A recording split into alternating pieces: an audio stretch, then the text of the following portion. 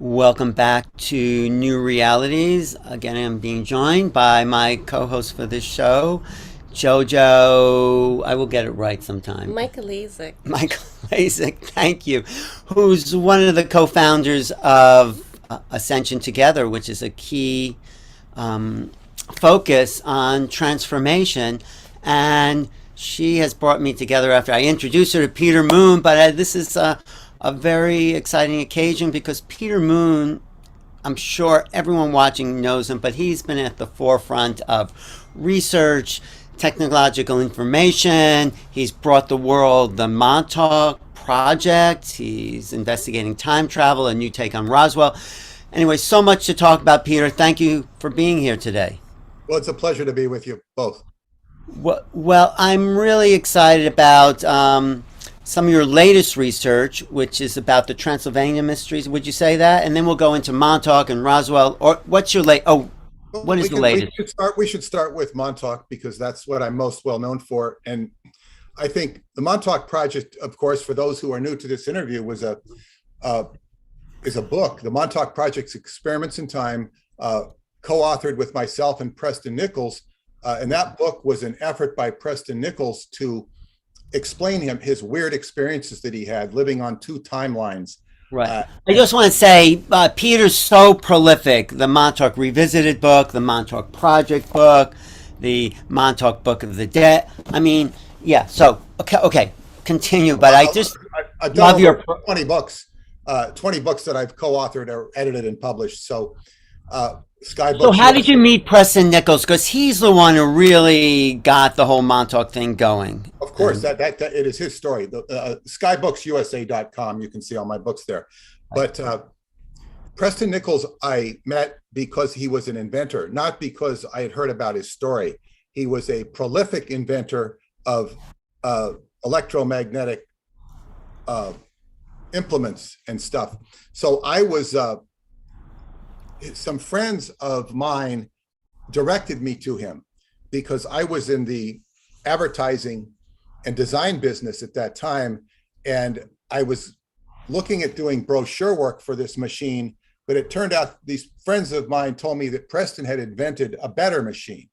It turned out he actually kind of created that other machine too. And he needed help with marketing. But so, you weren't into any of this, I would say, not weird stuff, but out there stuff before Preston? Were you had curiosity? I do have a whole history in Scientology that was like 7 years earlier than that. I was not involved in Scientology at that point, nor am I now.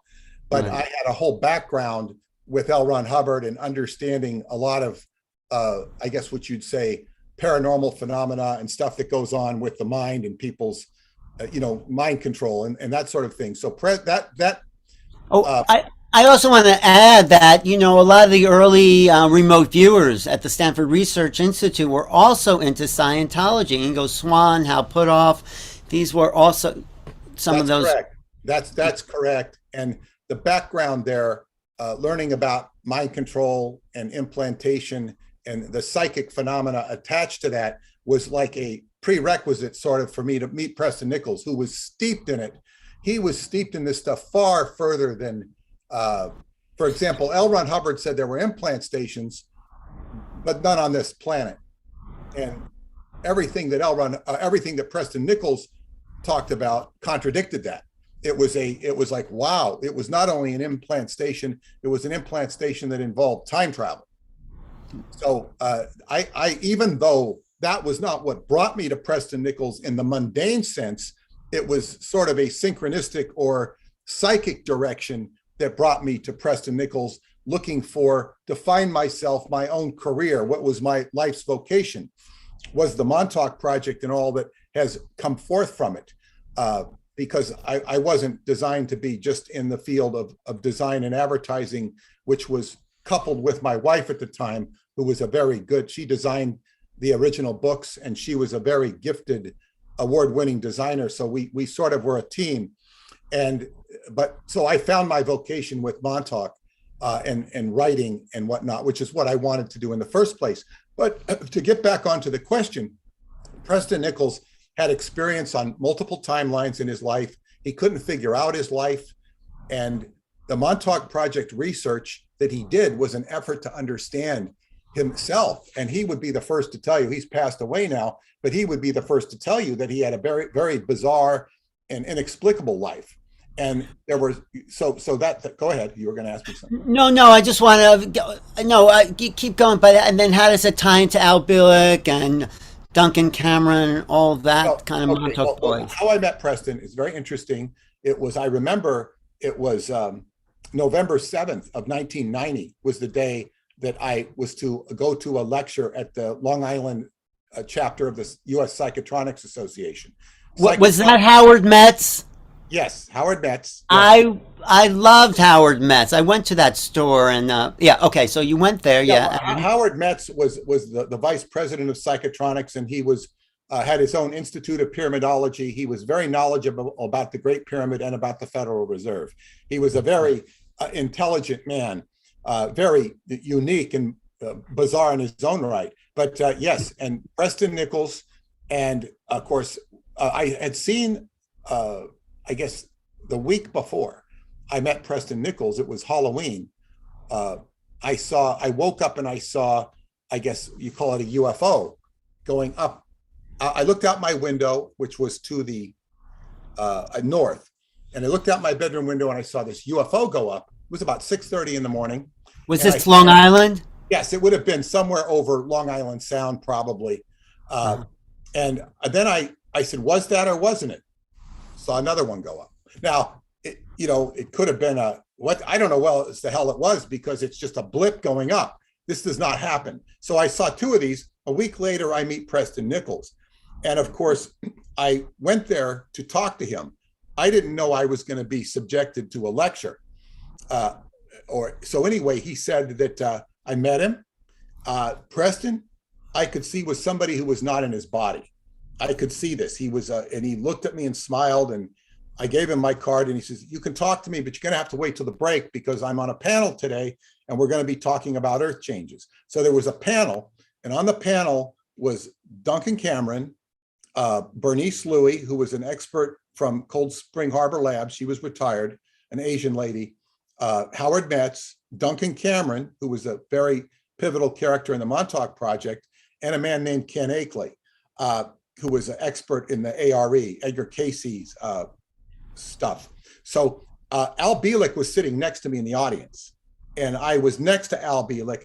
And then as the lecture about Earth changes they were talking all about the Philadelphia experiment, and then it evolved into the Montauk stuff, Montauk Project this, and they kept talking about Montauk. I'd never heard of Montauk Project before. Of course, I'd heard of Montauk and I'd never been there.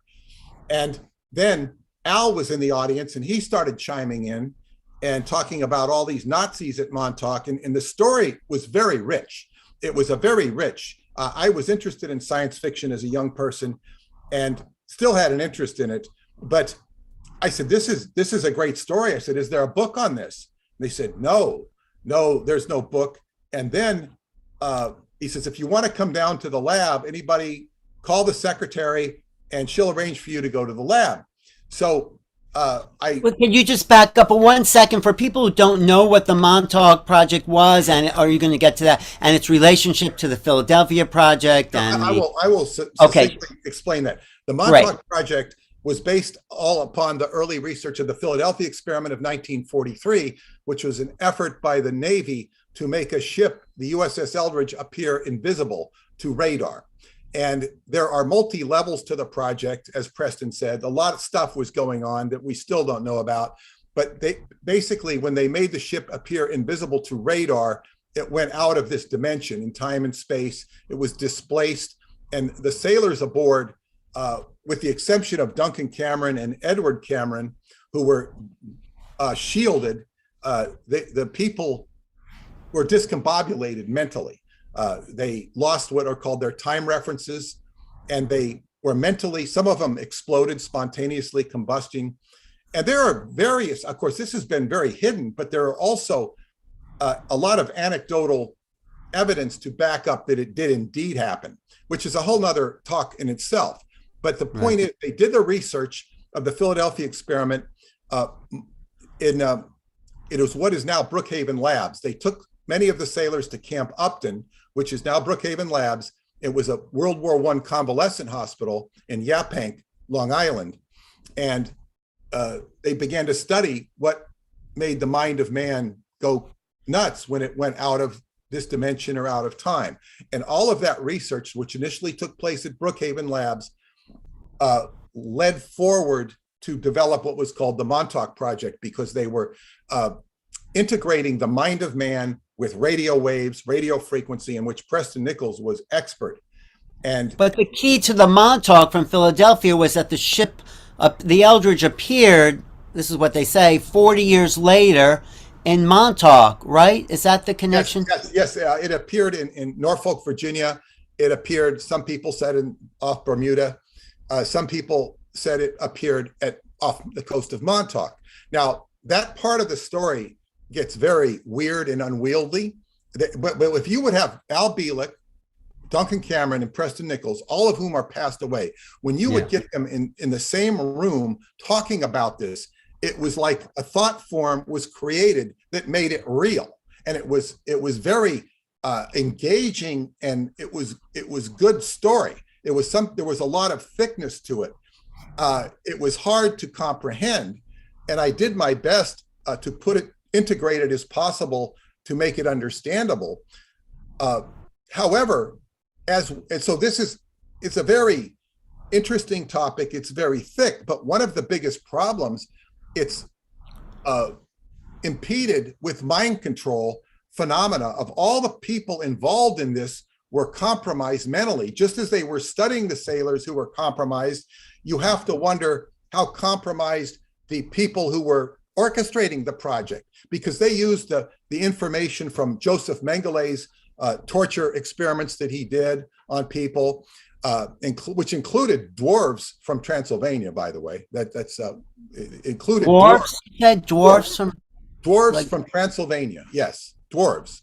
What does the dwarf part have to do with the? They were part of a singing troupe, and I think they were connected to the Wizard of Oz dwarves. But you can look up Mengele dwarves in Transylvania, and you'll see all this. They were taken, and I don't know where they were, how they got them, but Mengele experimented on these dwarves. He played music for them. There was a really weird relationship between Mengele and the dwarves, but that's very much a side story. Yeah. But they used the research of Mengele because Mengele was a very meticulous researcher. He was a horrible humanitarian and horrible human being, but he was good with his science, doing horrible experiments on people. So they had all the captured German documents to research. They had Nazi paperclip scientists and stuff like this that they worked with. So it was a joint effort between Germans and Americans. It always had been, actually. But go ahead.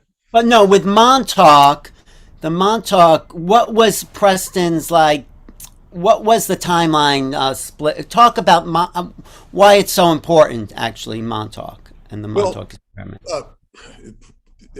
Why it's so important, it gets very long, but Preston was trying to figure out his own life, because he was waking up and why am I so tired?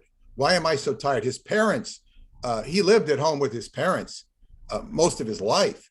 And he said, why am I so tired? They verified, or his father did, that, yeah, he would wake up so tired. And then one day he was having a dinner with his cousin Julie, and her husband were having over at their house or I don't know whose house they were at. And Julie's husband began to recognize Preston. He says, I know you. Yeah, we worked together at Montauk. And Preston says, no, I'd never worked at Montauk. And they almost got in a fight over it, because he said, no. Now, at Preston's funeral, his mother's funeral, I met Julie, and she verified everything.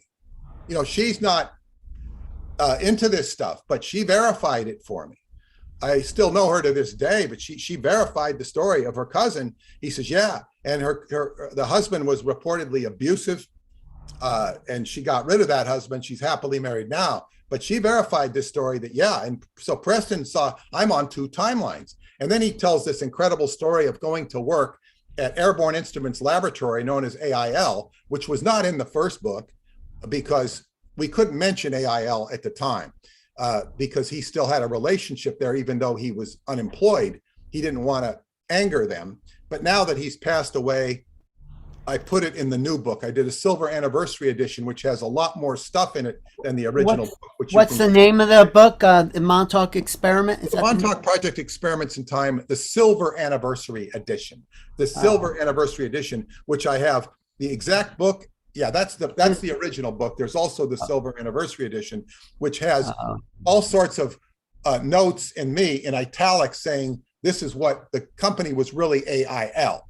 It wasn't BJM, which we called it. It was AIL, which was a huge defense contractor. And there's a lot of weird stories around AIL that I mention in the book that were not in the original book. But was it it's so important because it's when the government first started to get into time travel technology and the shifting of timelines and the kind of confusion we're in, and that's in the world today as a result of some of that. Well, also the facilitation of people without their consent. Well, yeah, that's been going on. It's been going on since, we know it from the Dark Ages, of course. Around time travel. Yeah, well, yes. There's what you say, a censorship and power issue. But we will fast forward to some of the more important relevancies, because see, people know me primarily for the Montauk Project, and inevitably whenever I get up and talk to an audience, I have to start from square one because many people or some people have not heard of it. But I have to say, without you, there would be no awareness of the Montauk Experiment. There'd be no There would awareness. be some awareness of it, but it would be very thin because of But I course, just want to acknowledge you for bringing it out with your books and your important research. I was able to, as I say, I was in marketing and advertising, so I was able to put it together coherently and put a very nice book out, certainly one that was trafficable and marketable. And this was a skill that I had, and I also have a lot of skill in being able to put things as clearly as possible. I'm dealing with very tough subjects. It also gets into occultism and whatnot, which I have an aptitude for as well, which I learned by reason of my experience in Scientology. Not that Scientology was into the occult, but I learned how to edit and write and deal with weird concepts that people don't understand. So that there is a whole background in occultism as well that I accumulated. So all of these factors and then when you get to time travel, it's kind of like the mother of all mysteries. But so what's important for people to know, the Montauk Project, which is its own, there's got to be 100,000 copies of that book out there somewhere, which is a lot, but it's not a lot. So compared to millions of books of something. So anyway, and it will get bigger in the future. But the thing is, I've done so much research and work since then that many of my initial audience or people who've heard of it, they don't have time to read 20 books, or they don't know about the 20 books. So as we fast forward, so much has developed since then that some people who met me 25 years ago and they say, oh yeah, they had no idea what I've done since then, which is all progress. But before we fast forward, can you just bring in for me, because I knew Duncan Cameron pretty well. I went to visit him out. And then Al Bielek, how do they all fit into the Preston Nichols story? I mean, that's a very good question. It's a very good question because, of course, Duncan was not initially, well, he helped Preston understand what was going on, but he came to Preston's lab in 1984. He wanted a piece of stereo equipment fixed, and he had been sent there by a guy named Jeff Smith. And he goes to Preston's lab, knocks on the door, and Preston says, oh, he starts telling him what he's been researching about stuff and psychic stuff. And Duncan is a perfect psychic, because Preston was experimenting with psychics and radio waves. So Duncan was the perfect fit in his life. He was the perfect fit. And so they started working together. He took him out to Montauk because Preston had found out that all of his psychics were researching with would have a block at 3 p.m. So he started using radio direction finding to they'd have a psychic block, you're saying? They at 3 p.m.? The psychics would have a block at 3 p.m. psychic block where they weren't able to tune in. They couldn't do their stuff anymore. So he, because he's always working with signals, and he had a van with radio antennas, he used a radio direction finder to find out where this signal was coming from that was blocking their ability to be psychic. And he traced it all the way down, hundreds of miles away or so, to Montauk, this huge radar dish with a gain horn, which is like a transmitter and a big antenna on it. And it's still there in Montauk. It is still there. It is still there. It's falling apart slowly. And on the day that falls down, it will probably be a great day for humanity but in any case, because of all the residue and whatnot.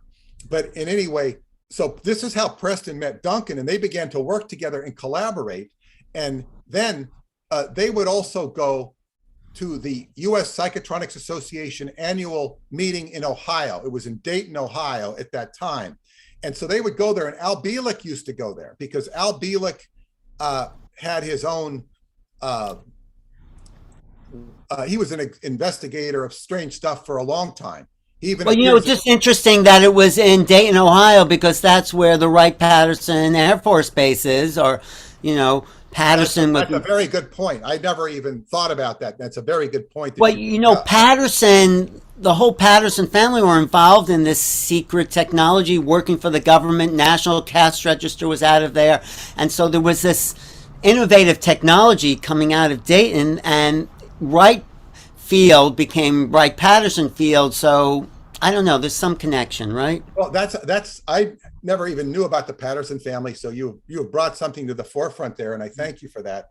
But Al Bielek. So anyway, Al Bielek they knew who Al Bielek was because they used to go to these annual meetings, and they didn't really have any particular association with him other than the fact that they knew him not very well. So one day, Al Bielek watched the movie, The Philadelphia Experiment, which came out primarily in video. There's a whole story behind that movie. But wait, did that come out because of your book or no? No. That was way before the book. Oh, okay. 1984 was when it was released. It was the movie was initially was restricted. It showed, I think, according to witnesses, I don't know anything of this officially, but I know somebody who saw it in Philadelphia. It was released in Philadelphia, and they showed a reel, a newsreel of the actual Philadelphia experiment with the ship disappearing. There was a film of this. Wow. I've talked to people who've seen it or know about it, but it's very obscure. Anyway, then they shut it down. They didn't release the movie, and then it came out very mysteriously through a company in England that produced some movies on time travel in the VHR format, or VHS format rather, video tape. And this was Thorny Am I, and that's a whole separate story that I write about in the second book, Montauk Revisited. So anyway, when Al Bielek saw that movie, it triggered all of his memories of the Philadelphia experiment and going on the ship. He was really Edward Cameron, and then he was put into the Bielek family.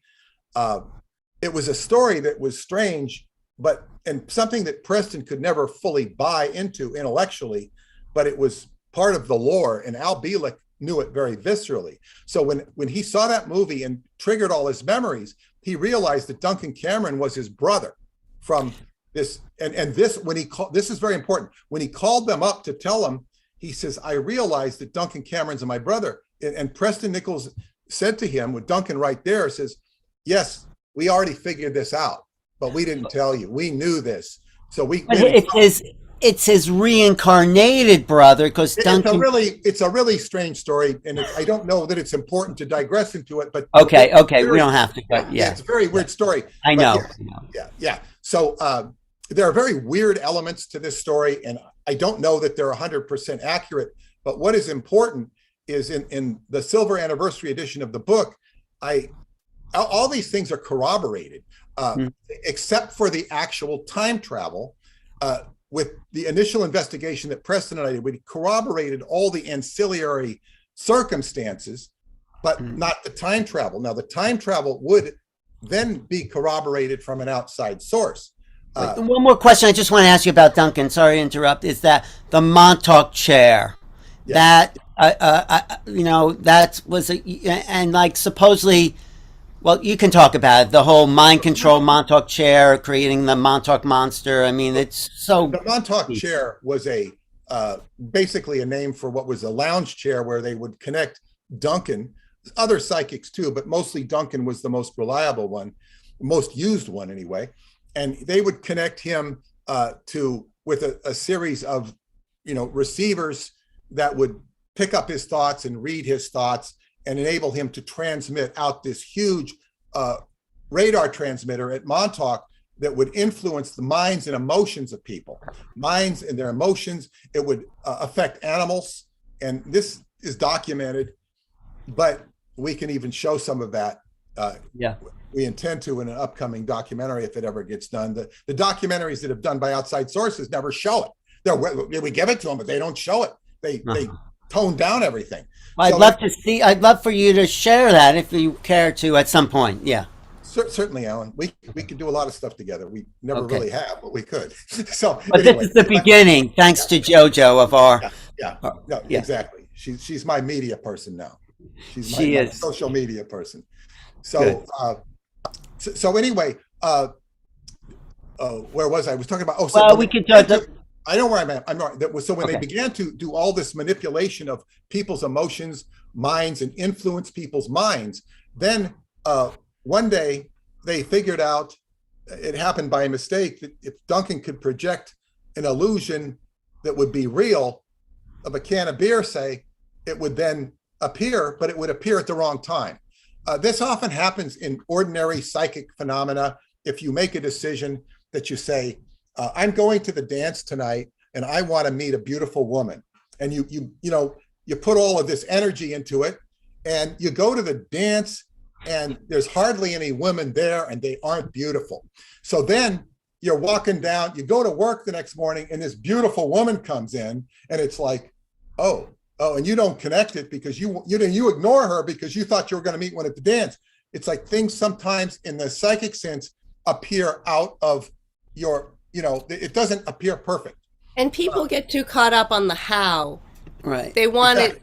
They want to see it a certain way and control the elements around it. And that's not how they want it when they want it. I want roast beef tonight and it comes to you in a sandwich the next day. So there's a time lag in this plane of existence, this 3D world that, you want a new house, but you might not get it now. You might get it in 5 years or something. And usually it will come in an even better and more fruitful way than what our human mind or the ego would have constructed. That's actually the work of Joe Dispenza recently. But yeah. Go ahead, Peter. That's a very good point.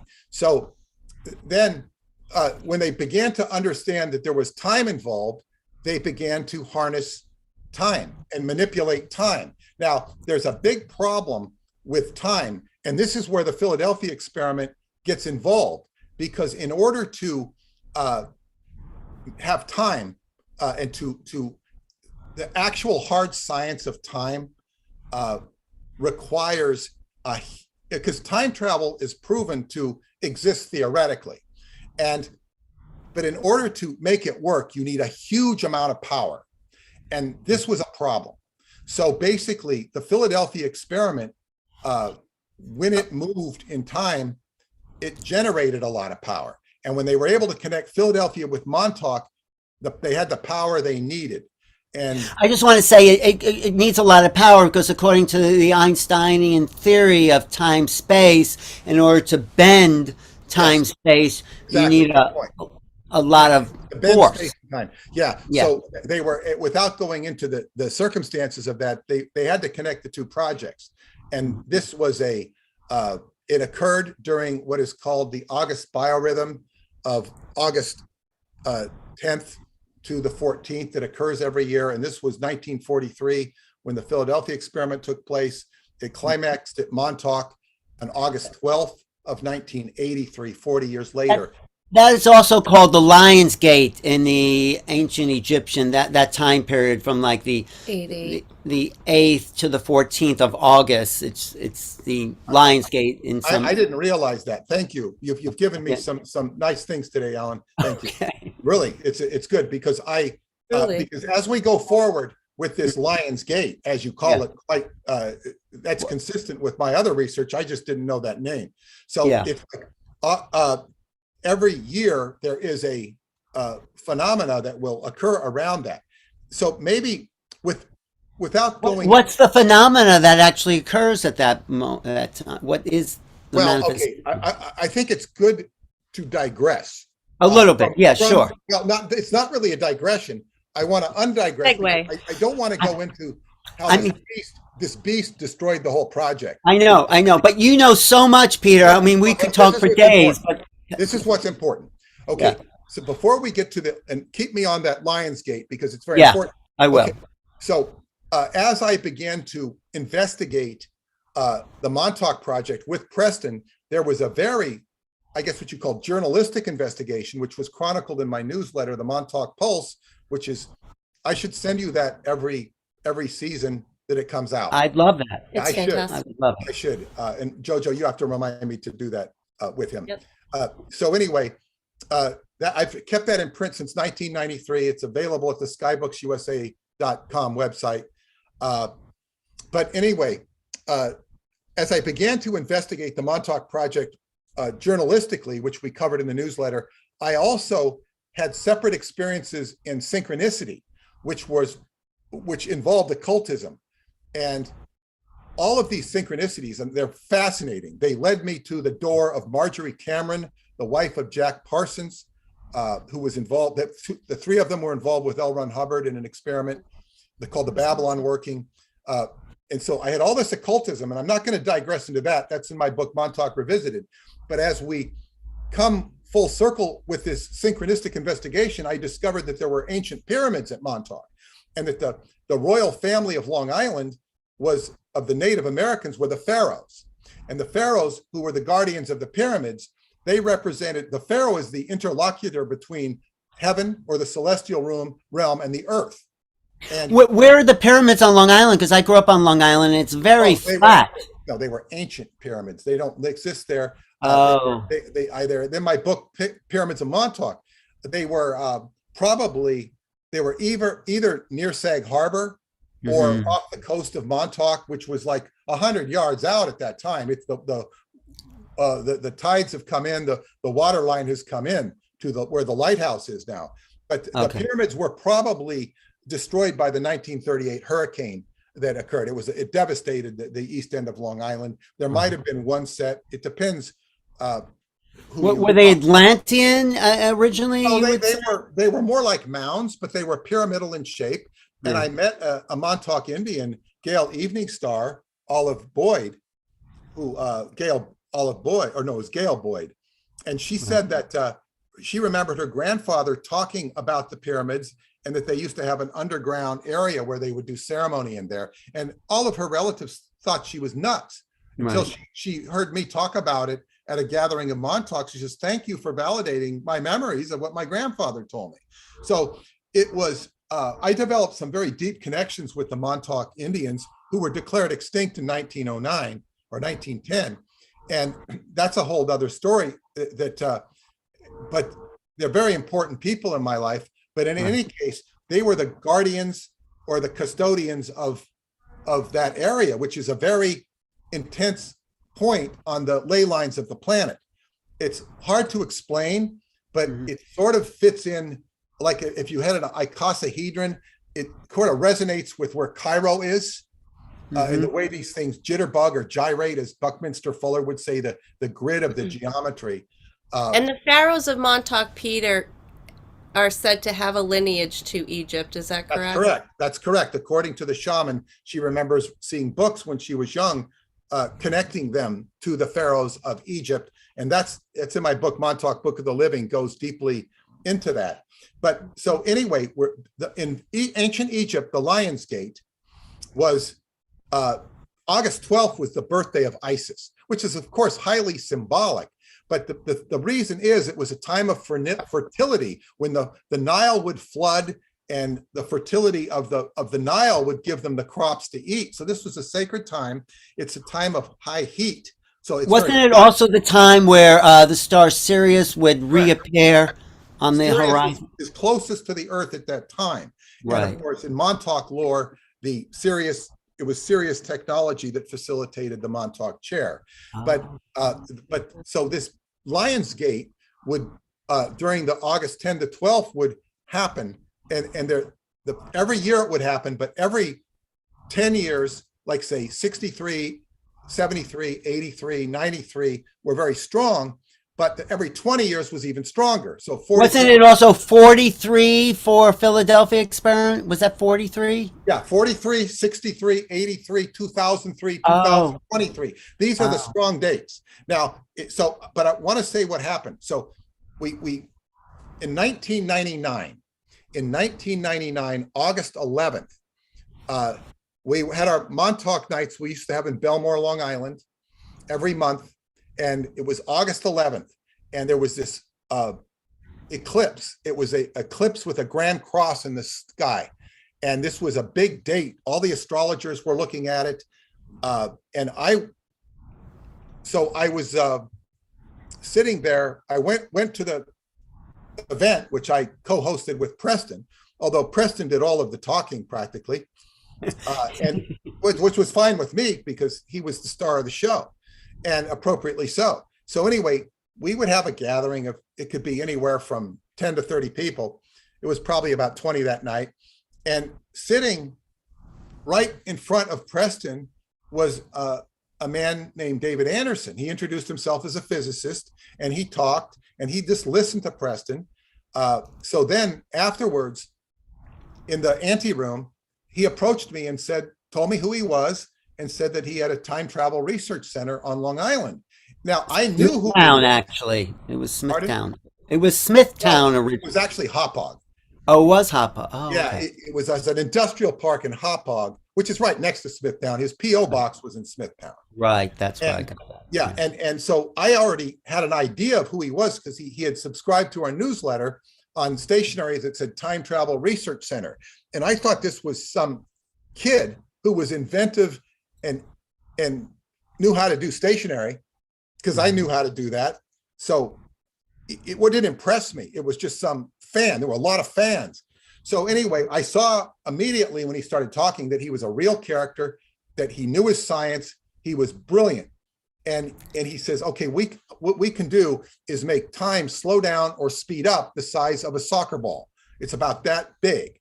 So he says, I'd like to get together with you sometime. So in about a week, we met for lunch. He took me out to lunch, and he began to talk more about what he was doing. And he said he'd just gotten back from Romania a week or so ago. Mm-hmm. And the first thing he did when he got back was Romania, whether it was on purpose or not, is he ended up contacting me, going to the meeting. That was a synchronistic. There's disputes of how he got there, but we won't go into that. The fact is he showed up, and he connected to me right after going to Romania. And it's interesting. 1999, I was right near there. I was living in Wantaw, right next to Belmore, and I was getting into far. You would have been there if you knew about the meeting. I know. I would love that. So anyway, because that's just one town over. So anyway, David said that he had this research center, and that it was funded by the medical profession, or people, investors in the medical industry, because they said, if we can slow down the rate of organs decaying, this is a gold mine, not only a gold mine financially, but it will save lives.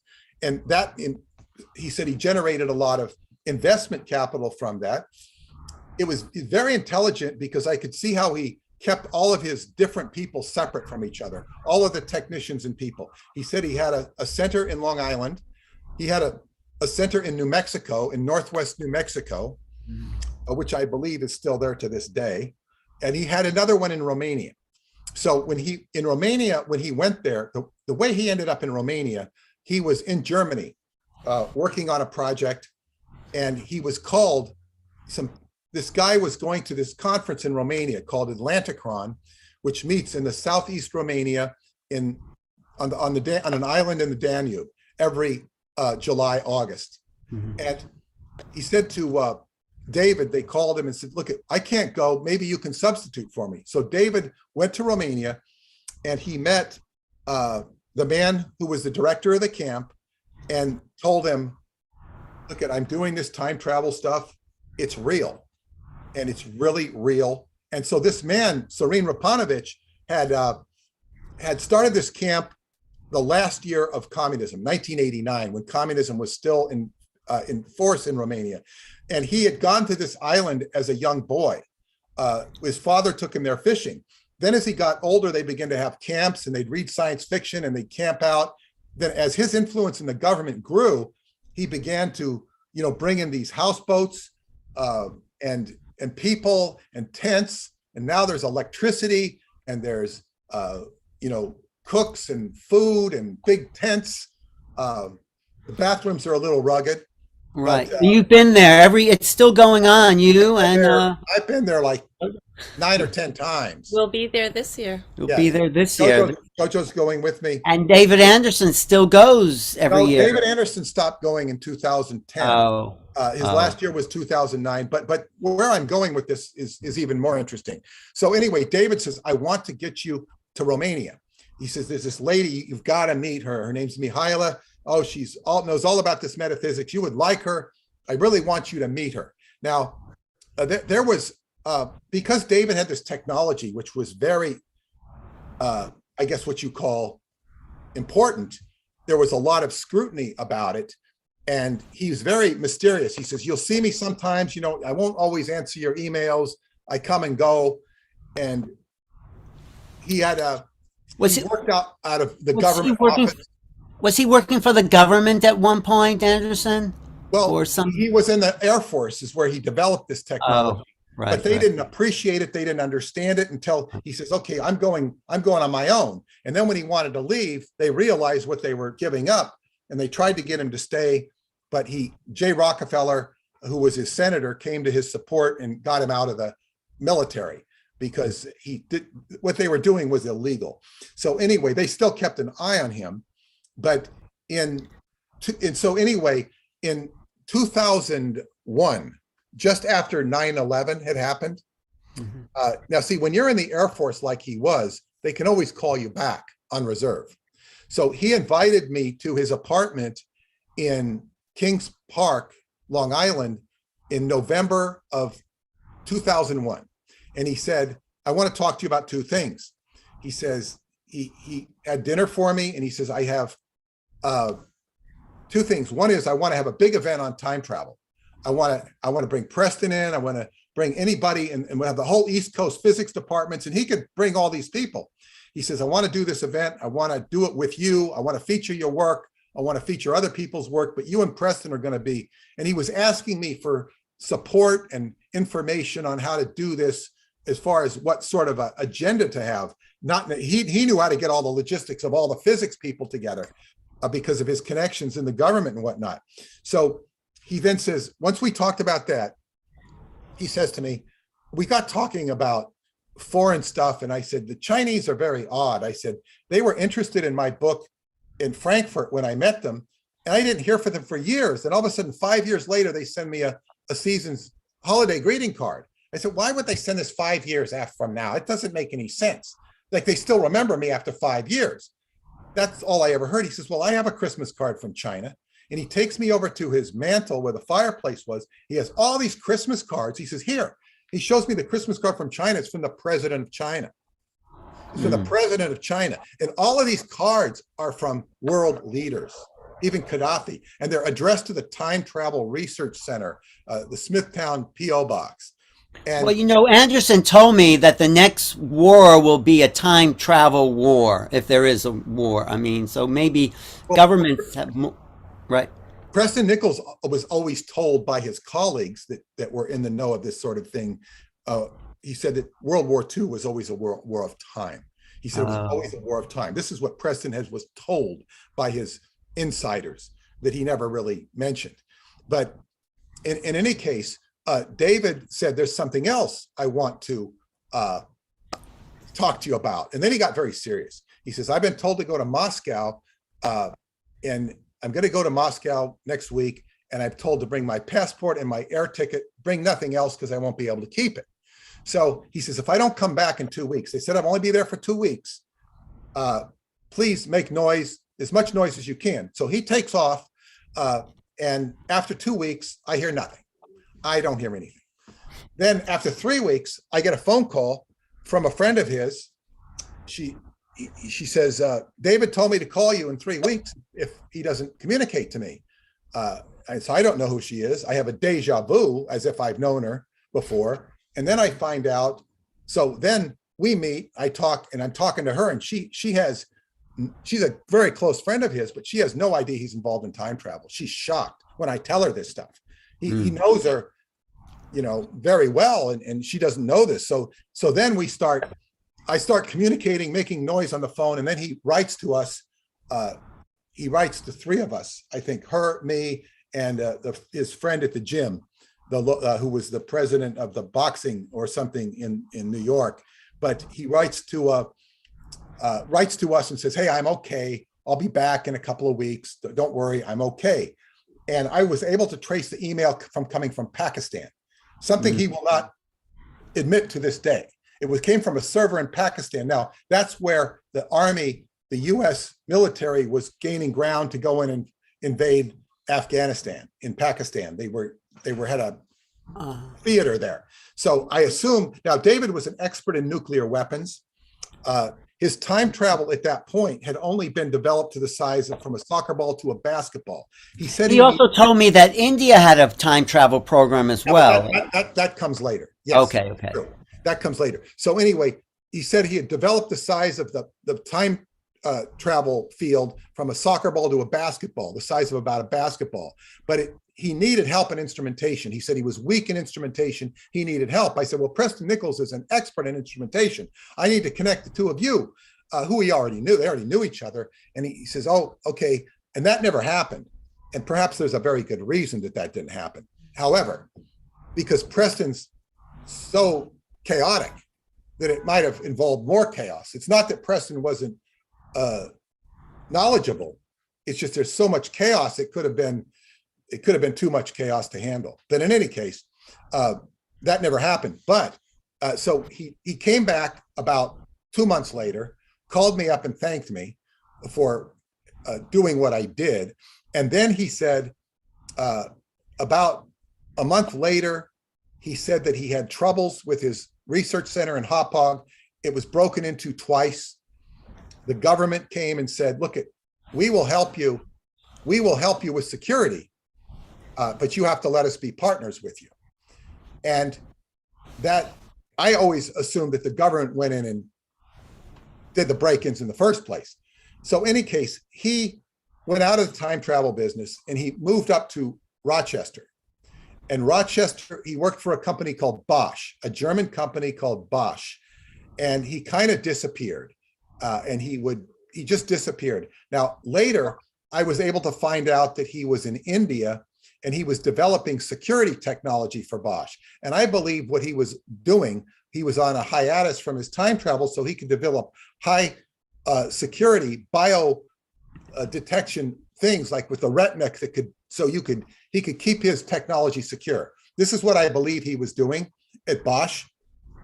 To this day, I don't really know, but he had invited me to Romania. I never went, but then in 2003 or 4, the Montauk Project, David had been going to Romania practically every year. And then I got an inquiry if from a publisher that asked if they could publish the Montauk Project in Romania. And I said, well, of course, you're not going to get much money from Romania, but I said, of course. And he did it. Now, when he published this book, and it was actually, he was an editor. His publisher told him to read the book. Is this good for publishing? He says, yes, it is. The publisher didn't want to do it. So he went and formed his own publishing company. It's now called Dacia Publishing in Romania. And he has done David Childress. He has done David Icke. He's done all these books, and I helped put him on the map. He has been very successful in Romania as a publisher.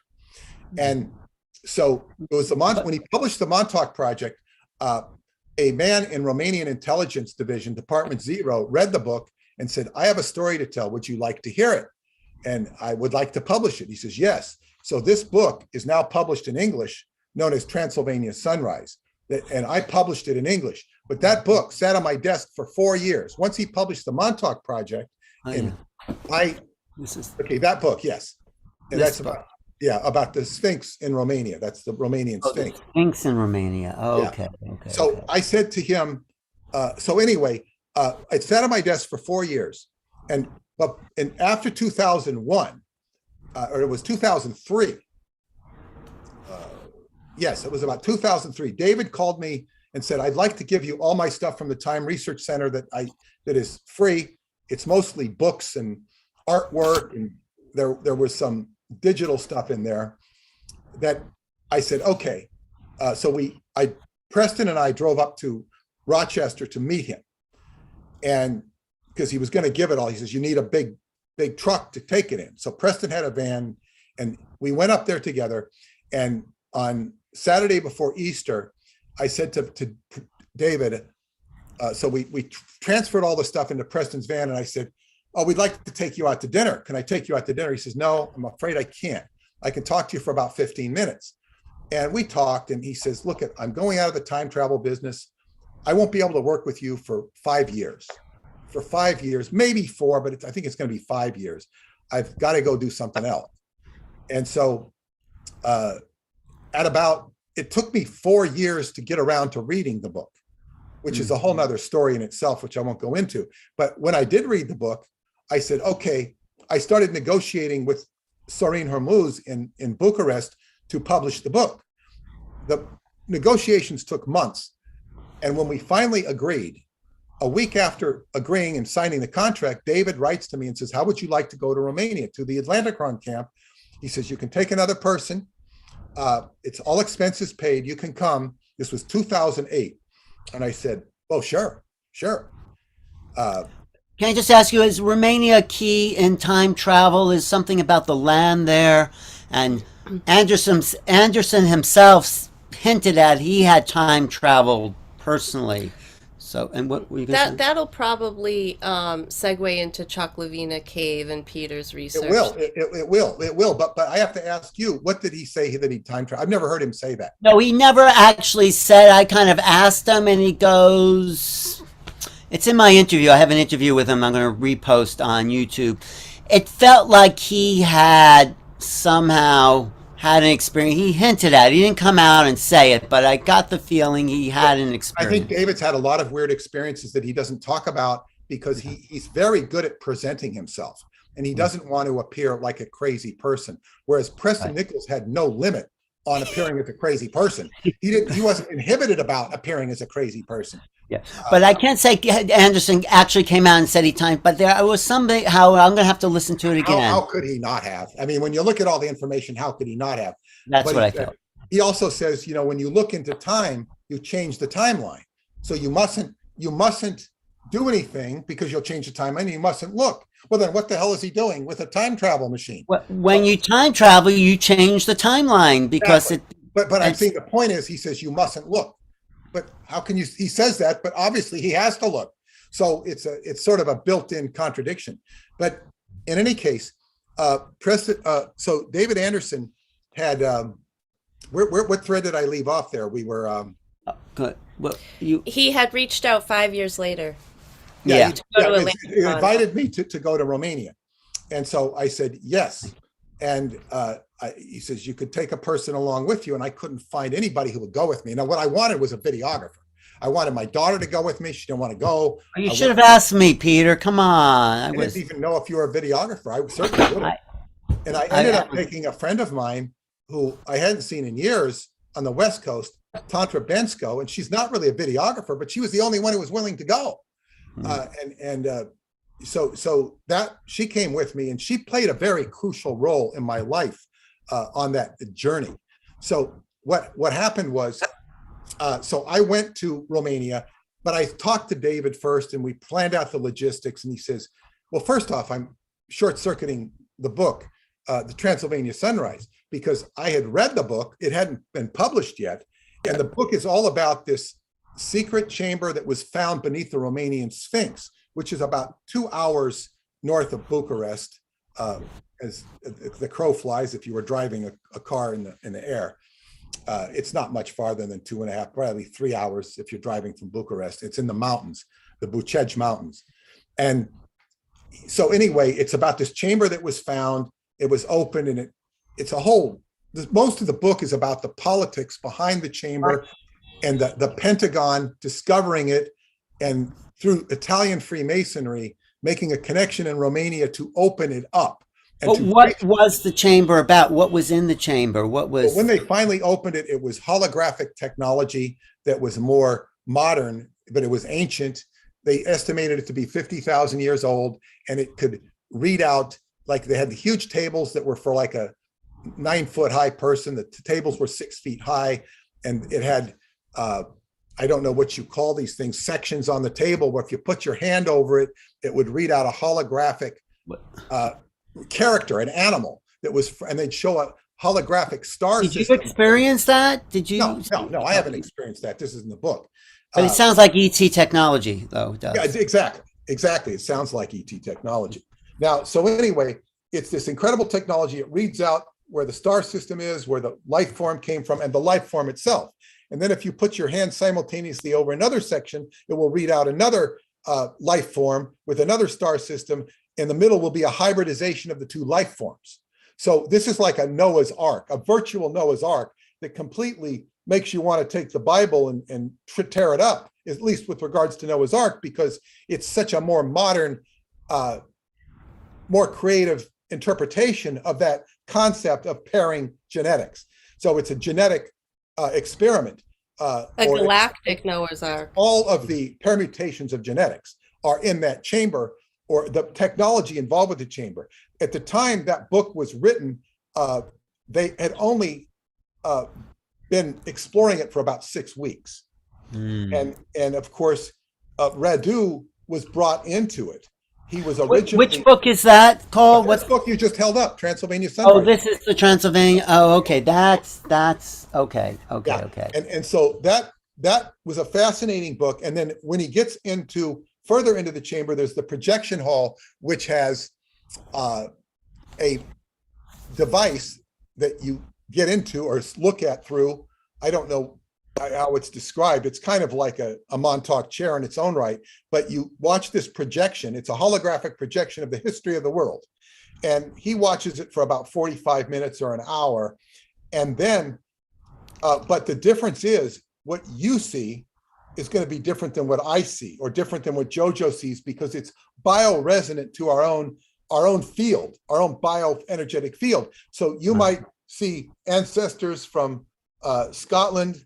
Jojo might see ancestors from Cuba or stuff from wherever she's from, and wherever are from, or whatever our personal persuasions are, we might see. So he gives his experience, and he talks about it in the book. But then within that projection hall are 3 tunnels that go into the inside of the earth. One goes to a similar installation near Egypt or beneath the Giza Plateau. Another one goes to a similar installation beneath Tibet, with offshoots to Baghdad and Mongolia, where there are also similar installations. And the third one goes into the inner earth, the inside the earth. I would think that some of them went to Antarctica because they did find similar structures 2 miles under the ice in Antarctica. So, well, he does talk about Antarctica, and that would be makes sense. But there's a lot of things all over underneath the earth everywhere. But talk about the inner earth. So we get, because that's something I've always been fascinated with. Well, I will fast forward. Transylvania, and I will just fast forward through the books very succinctly, and we'll get directly to your question. Okay. The second book, Transylvanian Moonrise, is basically a book that goes into alchemy and a tradition of alchemy whereby you can live 300 years beyond.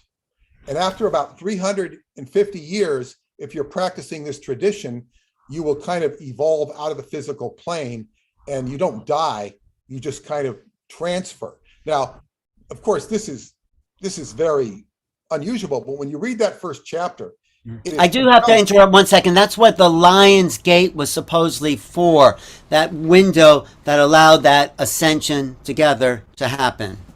Yeah, this is when we get really into real serious ascension, where you come out of the human state. Now, there's a character in that book who I'm supposed to meet, or was supposed to meet 11 years ago, and it didn't happen because, why didn't it happen? Because I have this preoccupation, if not obsession, with finishing my downstairs, finishing the renovation of my downstairs. So this is why I willed him away, because I have this preoccupation with finishing the downstairs renovation of my house. So in any case, maybe when I finish it, it will be time. And that time is coming in the next few months. We'll help you finish it so you can meet this guy, okay? Well, anyway, yeah. So anyway, but the thing is, this is a tradition of immortality. And again, you've made a nice contribution about the Lion's Gate leading to alchemical transformation. I never knew this. I never knew that. So that book also goes into where Radu meets this man that the Romanian government has been looking for. He set up the PSYOPs department of Romania. He's from China, but he's actually, you learn in this new book that he's really a Tibetan Lama, that he's posing as a Chinese scientist, because he escaped when the Dalai Lama escaped, only he didn't go to Nepal. He went to China, and he call him Ripa Sundi. But he was escaping from China, so he disguised himself as a Chinese. Is that it? He escaped from Tibet, which was taken over by China, which right. So he escaped into China instead of going with the Dalai Lama, and he has contacts throughout the world.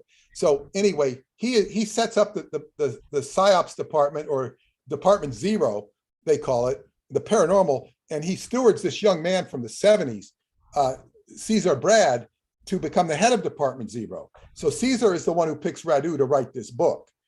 And so anyway, in the new book, this Lama, Eleanor, this guy named Eleanor, the alchemist, it's a male name in Romania, Eleanor, he calls the publisher. This is a real conversation that took place with the publisher, because I've asked him, and the publisher was shocked when he heard that Eleanor was supposed to meet me. He was shocked. Yeah, Eleanor was going to meet Radu. Or he knew Radu, obviously. He wanted to meet Radu so he could introduce him to the Lama. So they meet in Eleanor's house in Bucharest. It's a very modern, nice house. I've been in the neighborhood. I haven't been in the house. So he meets him, and then he meets him, and he's going to take the Lama and Eleanor are going to take Radu to Transylvania, and they're going to do, he didn't tell him this, a space translation, which will take them to Tibet. And there is brought with them a yidam. You mean a teleportation? Is that what they're doing from? They call it space portation. Yeah, teleportation. It is that. Okay. And it's very well rendered in the book, the way they describe it. And accompanying the Lama is a yidam, who is a 7 feet tall character that's very strange. It's created by a San Mandela ritual. And this yidam is to negotiate phenomena that's out of the physical plane, to protect the people. Like, he can make it warm. He can he can warm up the area of Tibet. He can make the air breathable. And I wonder if it's related to Golem, the Kabbalistic. No. Very different. In fact, I had the same question. And I asked Radu, and he says, no, it's very different.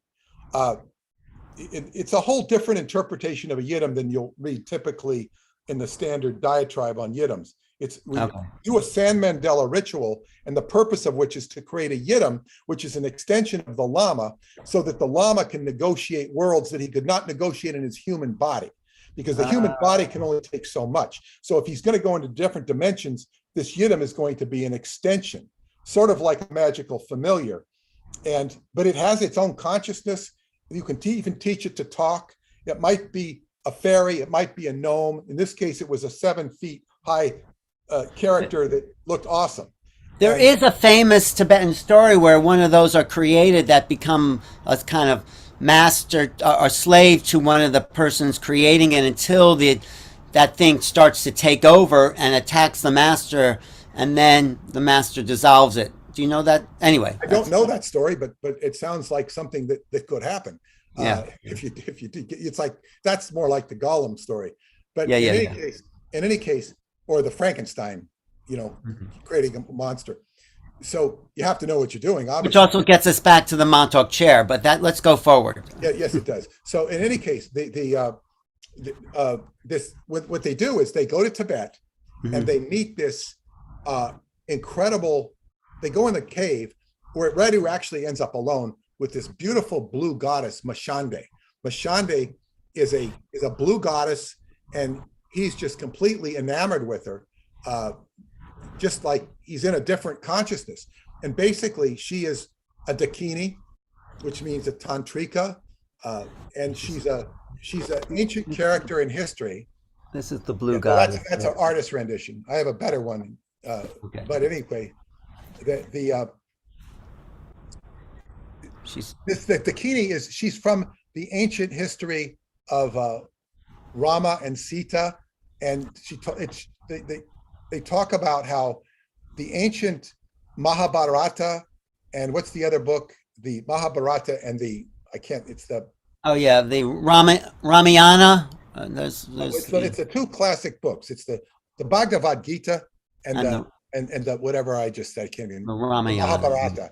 They were basically all these incidents took place in Transylvania, and the migration to the east from Transylvania, because they talk about the fauna or the flora in Transylvania is consistent with those having happened there. And she, I think she relays this story, but basically the purpose of why she is there is to give Radu a manuscript which was called a terma in the Buddhist tradition.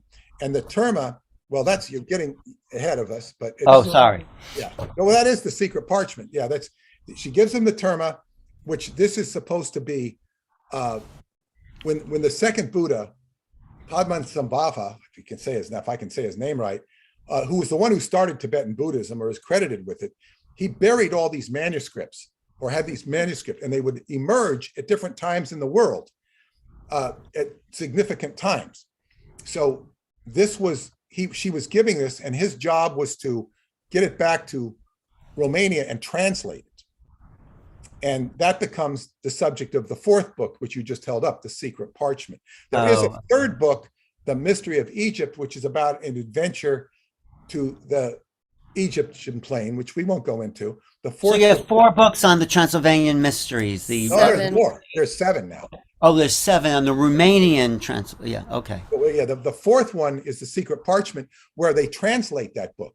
And that involves the emergence of what amounts to an antenna in Antarctica that is sending a signal between the Jupiter moon Europa and Mount McKinley and Sarmisegetusa in Transylvania. Sarmisegetusa is the sacred site in Transylvania, which I end up going to, and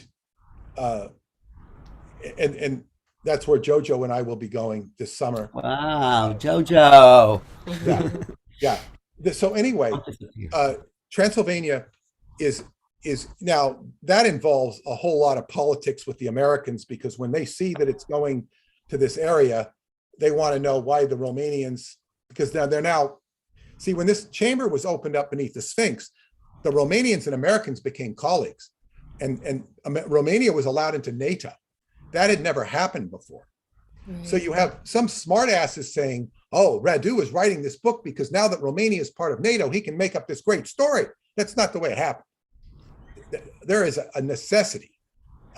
They have even gone, and the Americans have built a laser accelerator in Romania, the biggest in the world. You don't hear about it. But is it built there because of the time travel? I don't know why. I don't think it had to do with time travel, but I don't know.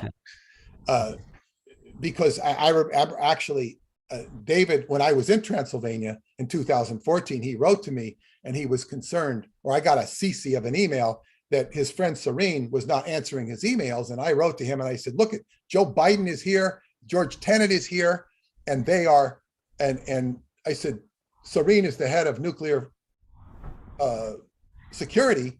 He's occupying with whatever these people are doing. I said, that's why he's not answering you. He's too busy. So where does the whole Romanian thing lead to? What is it's fascinating. I'll tell you where it's leading to. So, but in this book, The Secret Parchment, there is a professor, Professor Constantine in Transylvania, who is doing an archaeological digs. He's doing digs. And one day, him and the contractor's son find this empty hole, or what do you call it, doorway by where their tools are. They go in, they start exploring. They go deeper and deeper and deeper. They start finding caverns of gold. And the deeper they go, the more consistent the gold is, the quartz, the gold, the quartz, the gold, gold, gold, gold, gold. And now, by the way, it is geologically, scientifically known about, no disputing this, tons of gold under that area. And the gold has a frequency.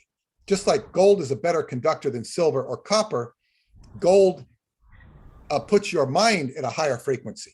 Yeah. And so there's a lot of stuff that happens there. So they're going into the gold, and they're going deeper and deeper and deeper. And finally, they find a platform, which I think is a bed for remote viewing. They find this bed, and it says these hieroglyphics on it, which they end up sending. Well, the professor, first of all, he finds this. Then he goes deeper, and he finds these thrones, these huge thrones around a big table. There's these hieroglyphics in gold, and there's this huge pit, which is like a vortex. And the young man falls into it. It's like it looks like outer space. There's a planet that's kind of like the Earth, only it's orange and white. And the kid falls into it. The professor gets scared, runs back, tells Securitate. They come up. They basically kidnap the professor, and he's never heard from again. But he did he did give an interview with Caesar Brad, who got there first, and that was like Romania's highest top secret about this story at one point, about what happened. It's a portal doorway interdimensionally. Is that what you're saying?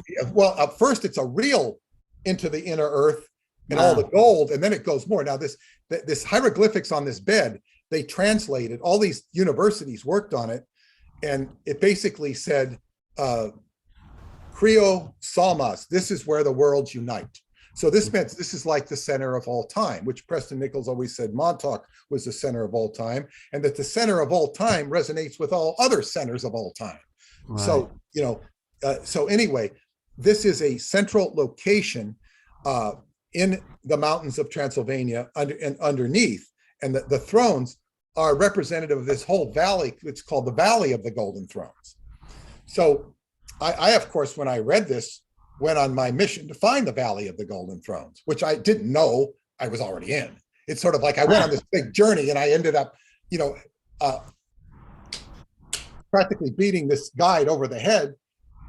He was giving us a hard time until I realized we were in the valley. I said, you showed me the valley last year. Now, where is it? He says, oh, it's right down here. Oh, we're here. I'm in the valley. Looking for the valley. We're in the valley. What's the significance of the valley? Well, it's indicative of these thrones underneath, these golden thrones, which are, so anyway, there was a whole process of initiation that takes place. And I will go into it because it's so important that you understand this personally, Alan, as well as the audience. But, thank you. So anyway, when my friend Tantra Bensko, when I went there with her, I had her and another man, a fractal scientist, Joel Castellanos from the University of Mexico. The three of us were traveling together, and we had a cultural tour of Romania, which was in the town of Sinaia. And from there, it was very confusing because our rooms were sold out from under us, and we were lost in the middle of the night in Romania. Fortunately, we had a taxi driver who took care of us, but that's a whole other story. But anyway, when we got to this Palace Castle in Sinaia, which is a beautiful summer palace of the former King Michael, who's now passed away. This beggar approached me, and I had all this Romanian money, but it was not my money. And you're from New York, Alan. You know what beggars are like in New York. They can be very, very. They're not real beggars. They're making a profession out of it. Well, India too. Yeah, it's like that. Yes. Yes. Yes. So anyway, I was, and plus it wasn't my money to give, and I should have.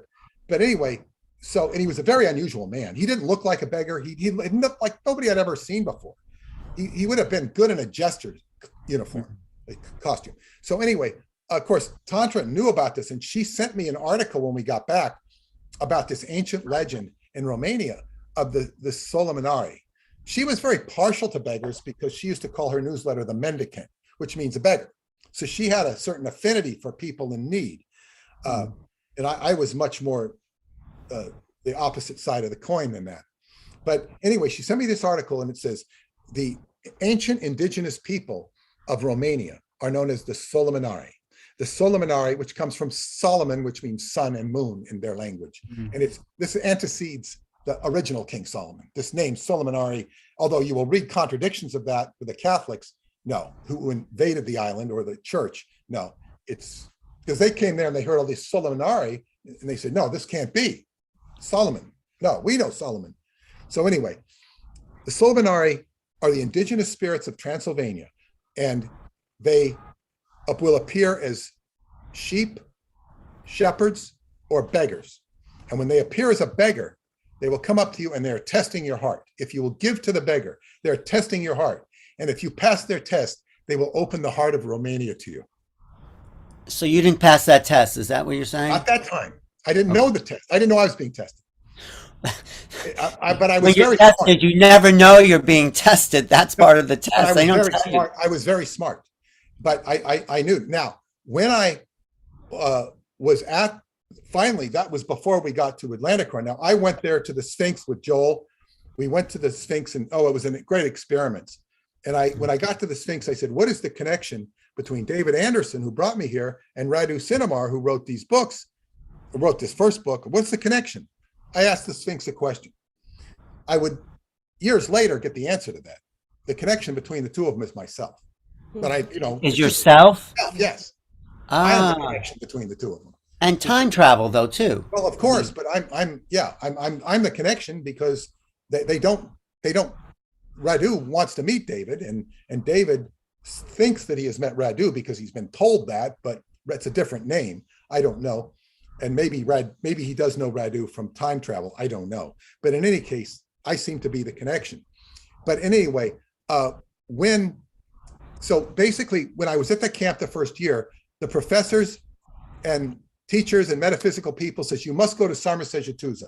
This is the ancient capital of the Dacians, the Transylvania people, and this was their holy site. If you want to understand Romania, you must go there. So I said, oh, okay. So when I got back and was going to go the next year, and I said, okay, I want somebody to take me there after Atlanticron. And I couldn't get anybody to take me. I mean, the travel bureau, David put me in touch with the travel bureau. They didn't help anyway. This young lady, Nicole Vasilkovsky, she volunteered to take me. I had met her and she embraced me. She was a very wonderful young lady. I'm still friends with her to this day. She's in China now. And she volunteered to take me. And so we went on this incredible journey to Sarmasejatuza, which is like, this was a whole spiritual journey, which I won't go into. A lot of synchronicity. David called us when we got to the monastery where we were staying and said he wished he could be with us, but he couldn't because we invited him to come. And we were driving and riding in trains in midnight with peasants. It was quite an excursion. So anyway, we got there. I met a woman at the center of the site, the sacred site. She's still my friend to this day, although I haven't talked to her in 5 years. It was very dramatic. Her and her husband took us on a hike and drove us back to the local town. But it was a great experience. So anyway, but it wasn't until 3 years after that, or 2 years after that, that I was able to find another beggar. A woman, Jeanette Crowley, who was a trans medium who took 40 people there, and she wanted me to come as her esoteric guide.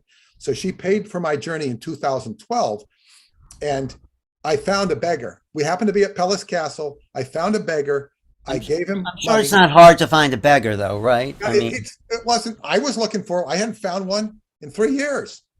But not that I was spending full time looking. I found the beggar. He looked like he was blind, and he blessed me to high heaven. I didn't ask him to bless me, but I gave him money, and there was my beggar. And boy, did things open up. And then a woman, Vonda Osman, who was on the journey, asked me to come back the next year, and we did a trip to Romania together with other people. And it was on that trip in 2013 during the biorhythm that I met the woman who was at Sarmasejatusa, on the very grants of Sarmasejatusa. I met the woman, Paula Masson, who was to become my wife. I didn't know. I was not. So I met my wife on this grounds. This was given the heart of Romania. What year was that? 2013. It was the 10-year biorhythm. On the 10-year biorhythm, I met the woman who would become my wife. And as I say, I'm twice as old as she is. So it's not something, I was not going there looking for a relationship of any kind, of that nature. And I met this woman, and she's, we've just been married 7 years. So it's like, this is given the heart of Romania. Okay, this is the legend came true, and there's still more heart to give. Is she Romanian, your wife? She's an American now, but she was Romanian. Yeah, okay. She's full-blooded Romanian. Okay.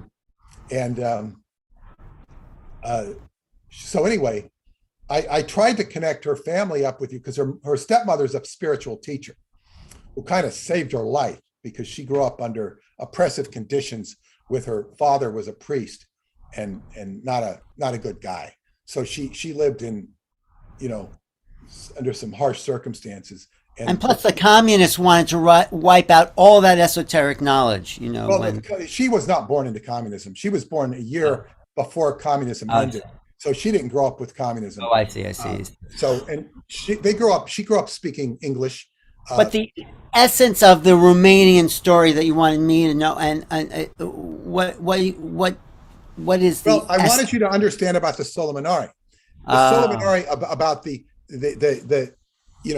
and so every time when I go on a trip, the beggar will come out of the woodwork, and I will give them money, and I will be criticized for it because they're saying, "What are you going to give the beggar money to every beggar you see?" I said, "No, there will be no beggars. You'll see this one. You won't see anymore." And because they say, "Well, what is this?" I say, "Look, it's a right brain process and a left brain process. I'm logical. I understand logic, but there's also a creative, synchronistic side to the brain. I'm honoring both paths. There's not going to be any more beggars. And if there are more beggars, it'll probably be to my benefit to give them everything. But the thing is, and so then the journey goes well. And the journey has gone very well for me personally. Now, when we fast forward, and this is what Jojo was alluding to, 2014, Paula comes here. My wife, Paula, comes. In 2015, she helps me just by listening to me understand David Anderson's website, the Anderson Institute. I was able to break that down and understand it by using the Qigong practice I do, going into complete darkness, coming out and reading it, talking to her. She helped me through it. She deserves a lot of credit for that. But I basically was able to put David's technology into simple terms that anyone can understand. I put it in a newsletter.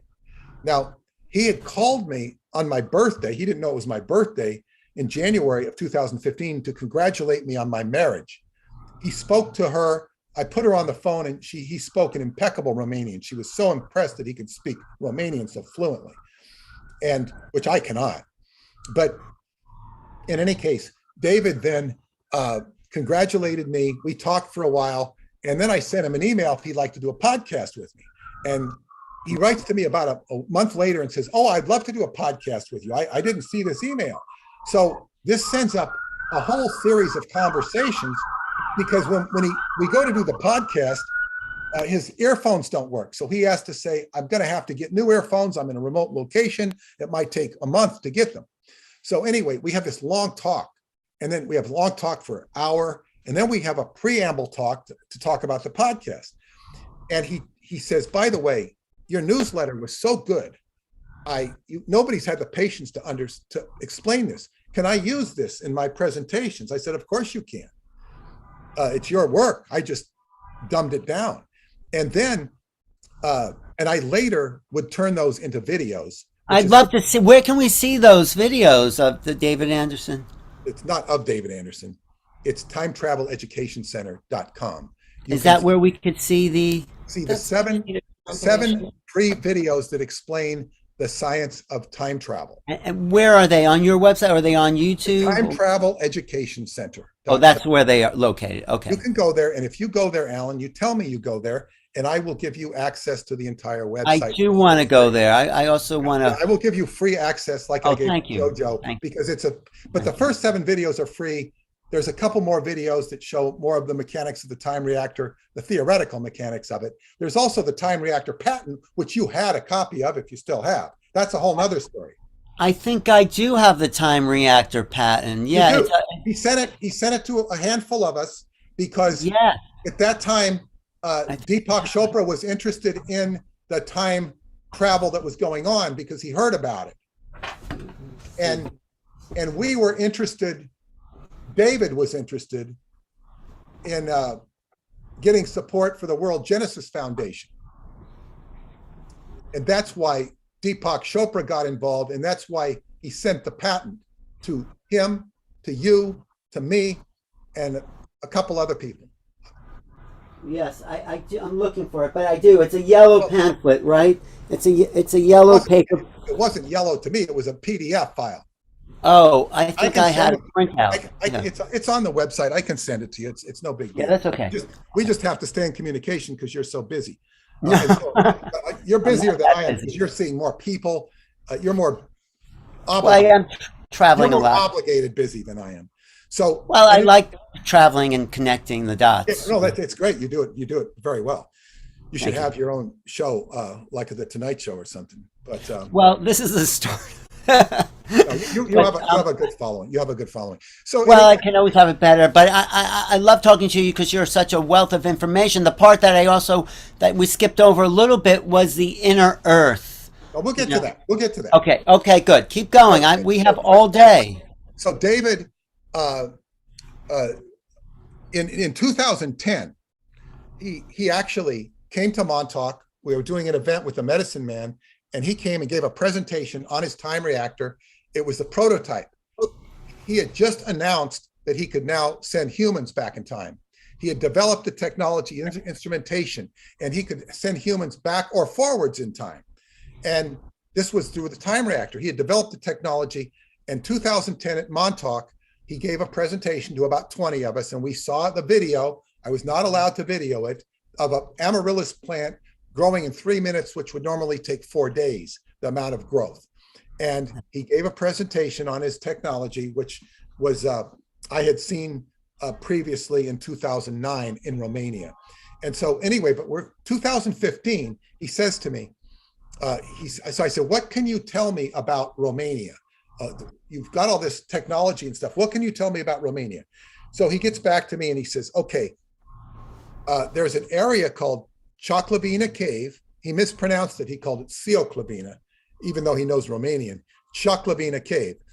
He says there's this cave where there has been the hugest discharge of space-time motive force that accompanies a time reactor. And we know this because the element has heated up in such a way that it couldn't heat up unless it was the discharge of a time reactor.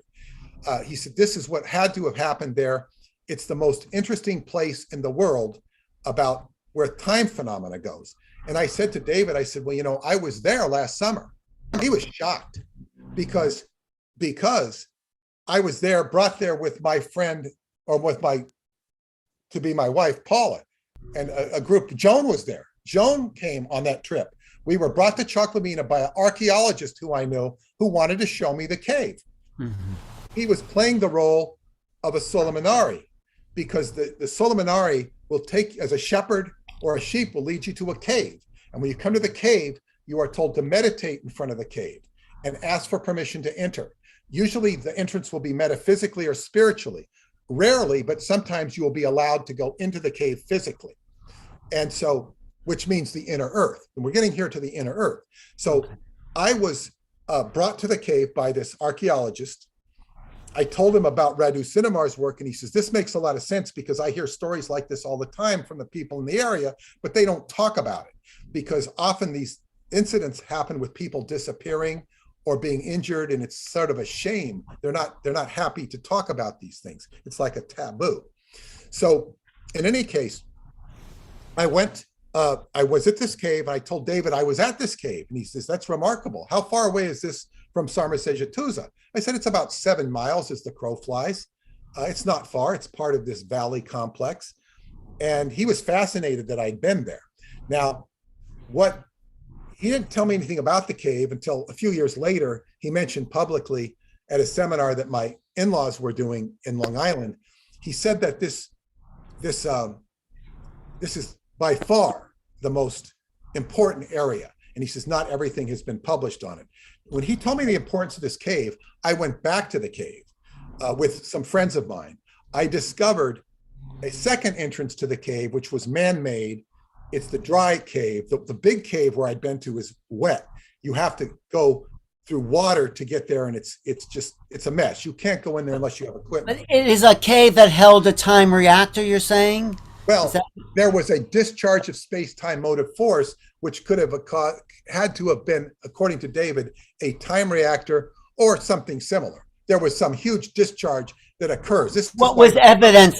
What's the evidence of a time discharge? What do you see or feel? It's an element called hydroxystalactite, if I pronounce it right, and it's in my newsletters, and it was created by a high heat. I get it. Yes, the scientists lamely guess is an explosion of bat guano, which is just lame. It's not even scientific, and they say it's not scientific. It is a huge discharge. I don't know if an atom bomb would do that, but there was no atom bomb that happened down there. Right. So in any case, he said it would have to be a discharge of space-time motive force. So something happened. So the third year I went back, I went with a group of friends, including my daughter, and this was a journey.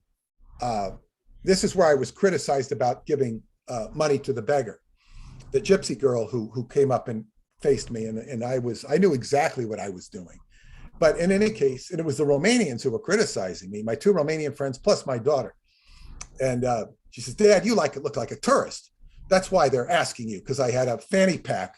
She says, you look like a tourist. That's why they're coming up to you. I said, no. I said, they're coming to me because they know to come to me. So in any case, we had a van, we were up there with a bunch of people.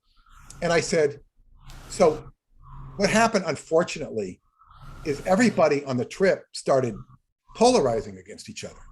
There was all this polarity and angst, and it created a lot of dissension. The only person that wasn't getting dissension with me, I remained friends with everybody. So I didn't have any problems with anybody except that they were having problems with each other. And so anyway, we get up to the turnoff to Choklavina Cave, and there's a fork in the road. And somebody says, what's that? It goes up the mountain. I said, let's go up there and see. So we go up, and we eventually find some kids walking up.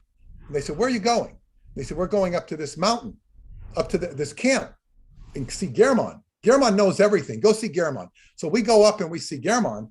And German is this wonderful man who has a scouting camp there.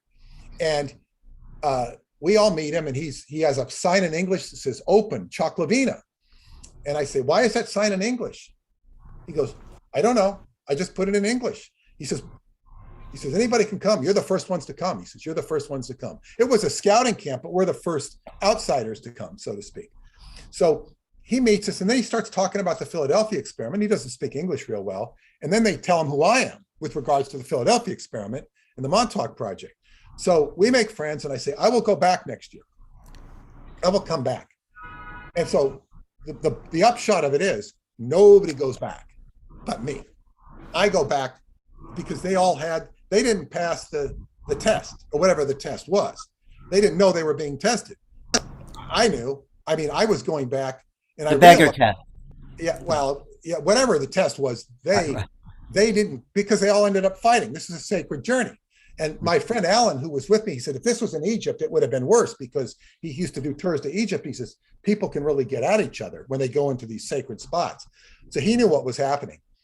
And he's a real adventurer. So when I went back the next year, it was just me and Romanians.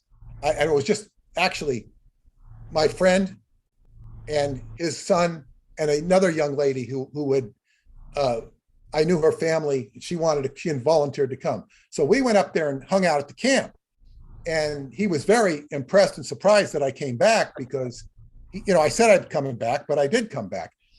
So basically, I was invited into the cave. After 4 trips, I was invited.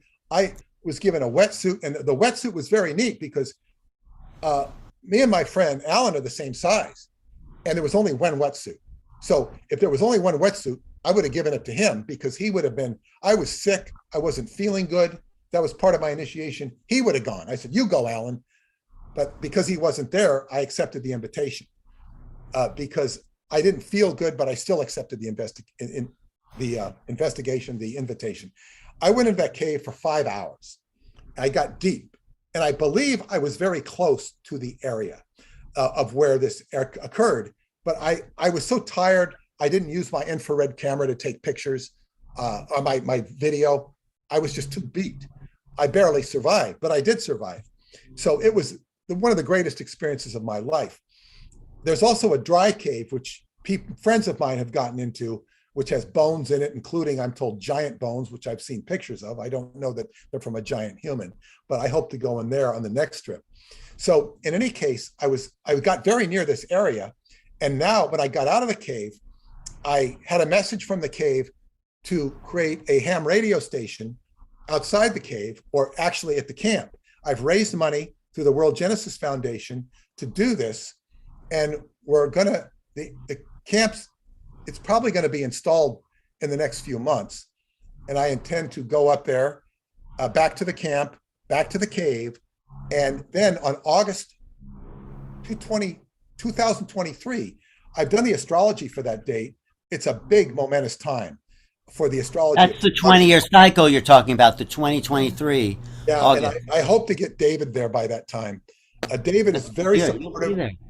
Next August. Oh, next August, right. Yeah, David, I hope to get him there. But to get back to your question of the Inside the Earth. The Inside the Earth is the 5th book, called Inside the Earth, where Radu actually, through this complex,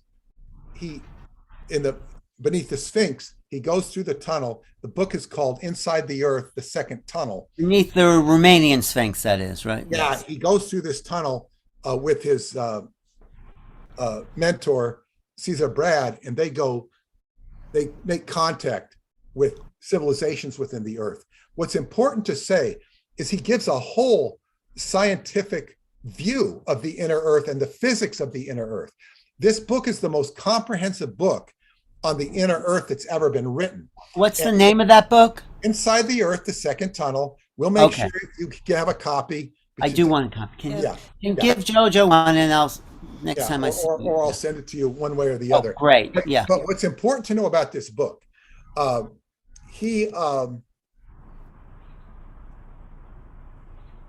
there's something called that all of the scientists, the standard conventional scientists, refer to the Earth as a molten ball of lava inside.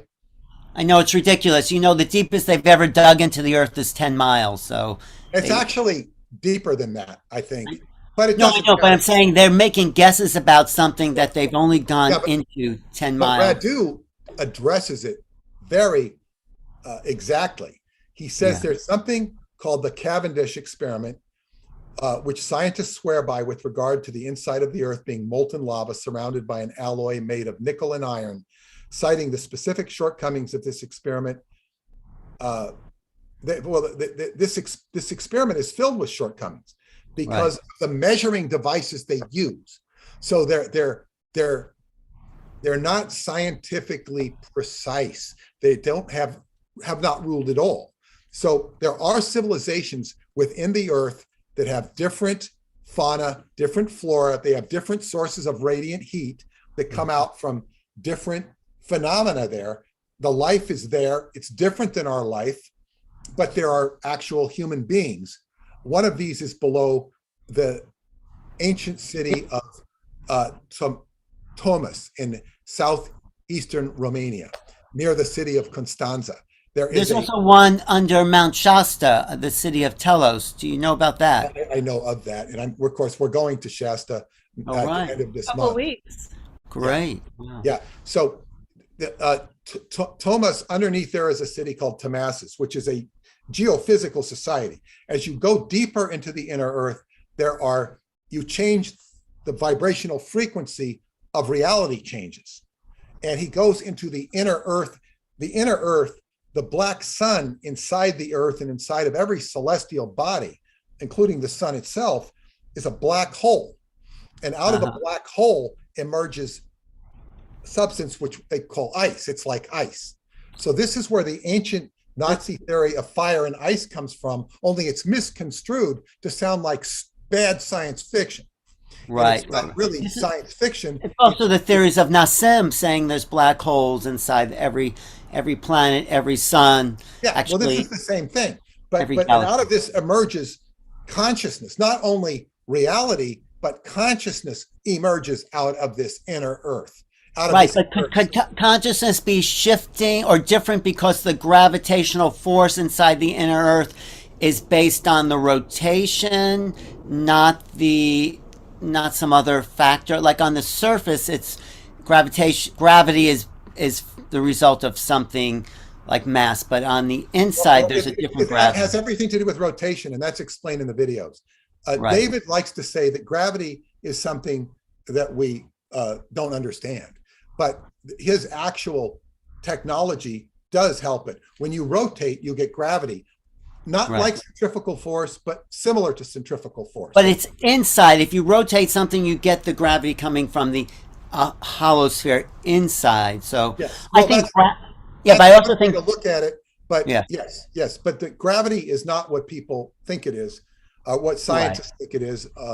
But that's a whole nother subject. But I also want to say that I think gravity has a direct effect on consciousness. So if the different gravitational field, if you're part of that, your consciousness will shift.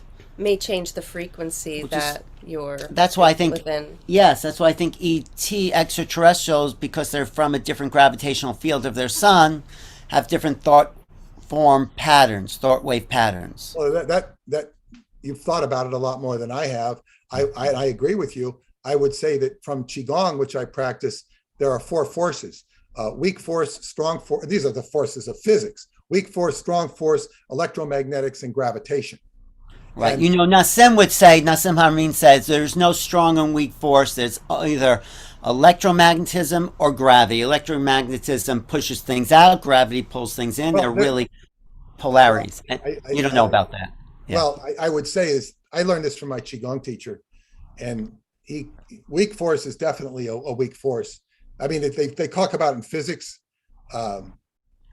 but in any case, there's strong force and there's weak force, and you use this in Qigong, but in all martial arts, you use the weak force.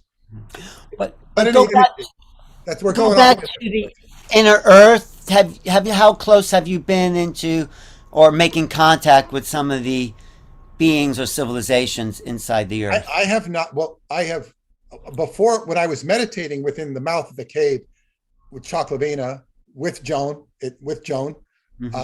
or sort of separate from Joan and with Joan at the same time. But I was in my own mind making contact with an inner earth being, and that was sort of like, hey, I'm there, you're there. That was the year before I actually was invited into the cave. Perhaps the strongest thing I'd ever experienced was in a dream state. When I was there, it was like a beautiful crystal black sort of it was just so beautiful. It was like you have a dream when you're actually there. Mm-hmm. It was just making contact with the earth. It wasn't beings or people. Now, what's most spectacular is on this, after I got out of the cave and decided to make this antenna, or to build this antenna station. It's just taken like 3 years to do this project because of COVID. I didn't go over there during the COVID phenomena, or whatever you want to call it. So anyway, I also began to have dreams. And the dreams, I had a dream of the staff of Ra, like in the Indiana Jones movie, coming through and going to an area. And then I wake up the next morning and I see the camp owner. He comes out and I start telling him about the gold. And he tells me about this oriflame, which means a flame of gold that comes up from the cave, in front of the cave, and goes into the sky, and they don't know what it is. Later that night, I meet a man in the valley who has seen this thing, and it only occurs on holy days, New Year's, Christmas, and Easter. And if you approach it, you don't see it. So I'm learning and meeting the people of the area, so I'm having a dialogue with the cave. Right now, my newsletter is on conversations with the cave, and which has led to the ancient Naga of Tibet, the serpent people, or the guardians of the inner earth around Tibet. And are you going to take JoJo to the cave this summer? Oh, yes. Wow. I don't know whether we can go in the cave. I hope so, but I'm already a veteran of the cave. I want to go into the dry cave, and that takes permission, but I can get the permission because I have friends who I know who want to go with me. So, and they'll come out of the woodwork. People will come out of the woodwork. I can't tell you how friendly and kindly the Romanians, or the Solomonari who pretend to be Romanians, help me. It's very neat. And I hope that the following year, in 2023, David Anderson can get into the mix one way or the other, because it's the most important area of his research, according to him. And of course, I go there physically. So we have a sort of a mysterious connection that I don't think either one of us have figured out. But I will say, with regards to him, he said that when he read the Montauk Project, it woke him up as a spiritual being. Wow. He realized he was a spiritual being. He says, those events are very real to me. They're very real that this could have happened. So he's had experiences. He just doesn't talk about them. Right. So what do you think about the civilization inside the earth? Is it, they're physical, they're more advanced, they're more peaceful, they're more evolved spiritually? That's what I've heard. Yes, in the latest book, The Etheric Crystal, which is the 7th book, Radu meets with these people, and they want to jumpstart humanity with an elixir. And of course, the alchemist comes into the fold, and he says, you cannot do this mass producing because it dilutes it. You have to do it by earning your way. You can't just, give an instant elixir and be one with Jesus, so to speak. I'm being facetious there, but of course, in the Christian religion, you just accept Jesus and all is forgiven. Of course, whatever that means, instant enlightenment is something that can occur, but it's, you have to earn your way. You don't just, you get there on merit. You don't get there by stumbling into it. And if you do stumble into it, you have to take stock of what you've stumbled into and then earn it. But they are reaching out to us more yes, than they have yes. before. And there's a big problem here, though, because they're sort of having a negotiation between this side and that side. The woman from Inner Earth is saying, yes, we've got to do something. He's saying, yes, but you've got to follow the tradition. You got to do it right. And she's saying, well, we got to meet halfway. It's sort of like Major League Baseball and the players trying to get an agreement to play baseball. And It's this, like, what are the rules around ascension? Can we expedite it? Does it need to follow exactly the ancient process? Mhm. Exactly. It's some people refer to it as the quickening. But yes, so what is the process? And say, I'm right in the middle of this. If either one of those, if they come forth to me and talk to me, I'm in the world of what the Kabbalists called Malkuth. I understand Malkuth. I'm very grounded in the earth, being a Capricorn with Virgo rising. I can process this, but what the problem with that is when you take these spiritual concepts and you bring them into the earth realm, they lose something. Not because of them or because of me, because when you bring it down into the earthiness, it ends up on the Jerry Springer show, so to speak. I'm kind of making a joke, but it's like if things get reduced to the lowest common denominator. So you've got to have the lowest common denominator of the earth rising up to meet the spiritual realm coming down. Well, And I think the UFO appearances are probably a lot inner Earth ships, and I think they, the vibration of the plane, of the planet, of the 3D is shifting. So I think that's why it's coming out now. That's what, your research, you're coming out. I want to make you more public if you want to, because I think the value of your, life's work will wake people up. Well, thank you. And before we've been on here for 2 hours, but I think that's okay. I love what you're saying. We're not going to hear this from anyone else. And this is the divine time. The collective is ready, primed at this moment to kind of be reintroduced to this information and receive it in a very different yet powerful way than maybe in past releases and years and decades. And where's Radu now? What's he up to? What's he? Well, he's working on an 8th book. It was supposed to come out last year. Then I was told it would come out in February, April. Now I'm told it will come out later this year. His next book has got to be a real good one. What's it about? I don't know. I don't know what it's about. I don't even know what the title is. It's got to be a real good one. But he's been into the inner Earth and met these beings. Is that? Yes. He had seen Shambhala. He didn't gain entry, but he got to see Shambhala. He did get to see Shambhala. Eleanor the Alchemist has been there. His mentor Caesar Brad has been there. What is so expressive of these books is this is Shambhala coming out of the woodwork.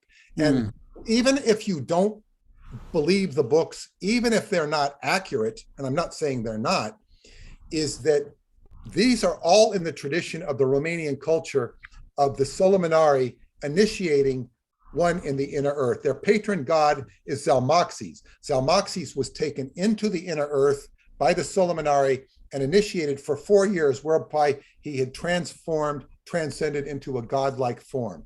And these books exemplify that tradition, that heart of Romania, but they never mention the Solomonari in the books. They never mention Zalmoxis. So these books, and I happen to be living that tradition through my own experiences, my own adventures into the inner earth, to the degree my adventures are more physical than non-physical. Well, I just want to tell people the way they can get the whole Transylvania series is by going to your website, Sky Books. Is that it? No.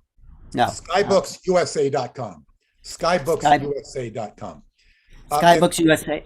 Yeah, and but I shouldn't end without mentioning the latest book I've done, which is on a different direction. Before you get to that, I just want to ask you, what is Radu like? What kind of person is he? Is he humble? Is he why? I mean, I'm just curious what your impression. I'd love to interview him too at some point, but what's your impression of him? Unfortunately, he's not interviewable. He's not. I used to have a correspondence with him that sort of ended a long time ago, but he will periodically write.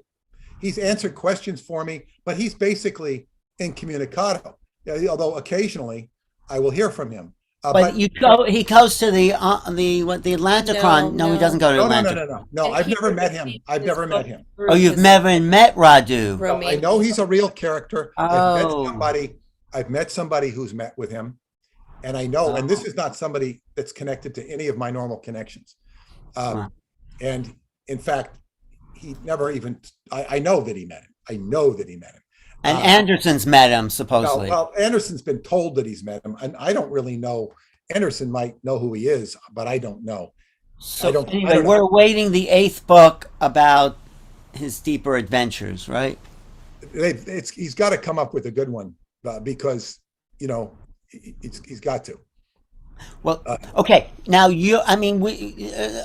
definitely want to do a series of interviews, but tell us about your last book. Is this the Roswell book? The Roswell Deception and the Demystification of World War II. It's a very important book, not only for what this book has in it. It's what's to come later. And this book has met with a lot of resistance because last July, Tucker Carlson on Fox News was heralding disclosure, disclosure, disclosure. Everybody's talking about disclosure. Well, when this book comes out on July 4th, the day before the anniversary of the Roswell incident last year, this is real disclosure. But it's not the disclosure the UFO knots want to hear. It's not what the government wants to hear because it's exposing the government. And to make a very long story short, this book was done because of Douglas Dietrich, who calls himself a renegade military historian. He was a Defense Department research librarian at the Presidio in San Francisco. And he was assigned to burn documents in the Presidio. And he was also assigned to collate documents, which include everything they could find on the Roswell, and collate it for the base commander. Roswell mixed with all the documents he was burning. He was taking copious notes. When he'd go home, he has a photographic memory, and he was not supposed to do this. He has a very unique history, but without getting into his unique history, what happened with Roswell, see, World War II has been completely lied about. And there was a unit called the Office of War Information. In 1942, it was formed, and this was to censor all press and all communication about the war. It would all have to come through the White House. And basically, in World War II, the Office of War Information shaped the history of World War II. So everybody was hearing bullshit. And it begins with the fact that Emperor Hirohito was always identified as a stooge who was always taking wrong advice from Tojo and these different people that were telling him to go to war and all this. This is not true. Emperor Hirohito was schooled as a military person by a samurai, a general who was in the tradition of samurai. And Emperor Hirohito read a story when he was young by Jack London. It was called The Unparalleled Invasion. It was an article that appeared internationally, translated into Japanese, but he also understood English. He was a part of the Royal Garter of the British Empire, Emperor Hirohito. And he read this story, The Unparalleled Invasion by Jack London, which talked about exterminating the yellow race. It was all about, we got to exterminate the yellow race. Jack London was a racist beyond compare because he had suffered at the hands of the Japanese when he was covering the Japanese-Russo War in the early 1900s. So Jack London and Emperor Hirohito read this. He says, if they're going to come after us with biological weapons, I've got to respond to this. So he started studying marine biology. He was a doctor of marine biology. This is a historical fact. He knew marine biology. He discovered a whole new species. He had a prestigious career as a marine biologist, but he started studying biowarfare because this was defense. He scared his mentor, the samurai warrior, because he said he thought Emperor Hirohito was a madman, and this general killed himself. And the emperor went on, when he went on to become emperor, he said this man was a very brave warrior, but he was a coward when it came to the new weapons of the new era. And the emperor was in the tradition of Buddhism, where they saw a great age of apocalyptic era. This is a very bad era of thousands of years. And the emperor was trying to cope with that. He's trying to cope with all this destruction that's being put upon his empire. So he developed weapons. He developed dirigibles to deliver these weapons. And he used them in the Chinese war against the Chinese. They had longstanding issues. China had tried to invade Japan, going back to the times of Kublai Khan. And the America had invaded Japan in the 1850s with Commodore Perry. He put the Japanese at gunpoint and forced them into trade. So the Japanese were in invaded territory by the United States of America. And Perry had a a false flag. He had an upside down American flag with the wrong amount of stars on it. The other side was a white flag. So if he was ever captured, he'd say he was a pirate. He wasn't representing the Americans, when he actually was. So that flag, when they had the ceremony aboard the Missouri, Emperor Hirohito insisted that flag be shown on the Missouri, and you can see it. It's not an American flag. It's Commodore Perry's flag. And that was a whole false surrender on the Missouri. It was to make the Americans save face, because they were badly defeated in World War II, believe it or not. The bombs This was before the atom bomb was dropped, they were defeated? Is that what you're saying? After the atom bomb.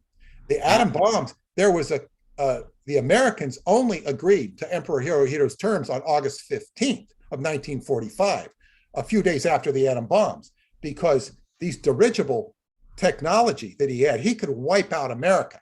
He had yellow fever virus that was ratcheted up to wipe out the entire world.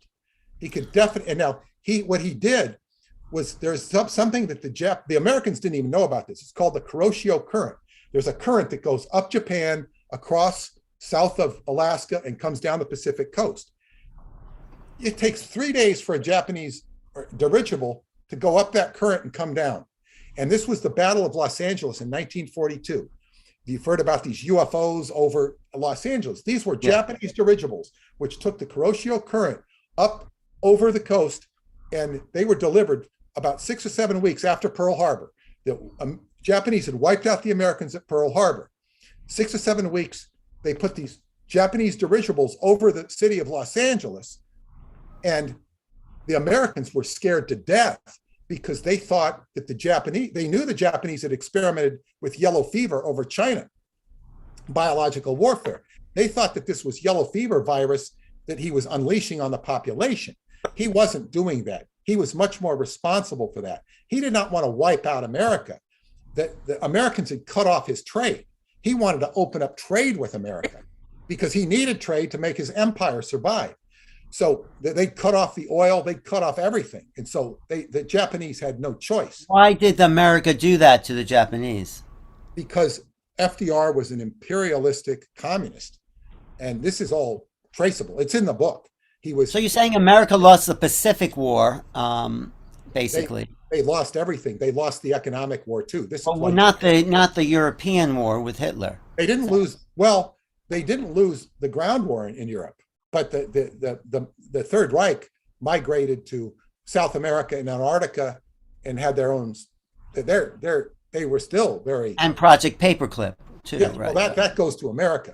But yeah. But it's so anyway. The Japan had on August 15th, the Americans capitulated to Emperor Hirohito's demands that he remain as emperor, because August 15th was the date of the anniversary of the kamikaze. The kamikaze were the divine winds that had been invoked by the emperor during the time of Kublai Khan to save the Japanese empire. They had, I don't remember how many ships they had coming to invade. Japan didn't have a chance against the Chinese, this invading fleet. The emperor invoked the kamikaze, and the kamikaze divine winds caused a typhoon, which blew the Chinese to hell. And Japan survived. And that was a sacred date to the Japanese. So here it was, August 15th. That was the date the Americans, that was Emperor Hirohito's timeline. He says August 15th. The Americans accepted it. He let them save grace. He personally picked General MacArthur to come in and clean up the radiation. The Americans cleaned up the radiation, not the Japanese. The American soldiers died. And he basically bribed MacArthur with tunnels of gold that he had raided all of Southeast Asia and Asia of all the sacred gold. He put it in tunnels underneath the Philippines, about 34, I think there were 24 tunnels. And one of these gold tunnels he gave to MacArthur, a lot of the gold. MacArthur was bribed. There's even historical evidence that he accepted about $500,000 from the president of the Philippines. So MacArthur was bribable, and that's why Hirohito picked him, and he was an ally.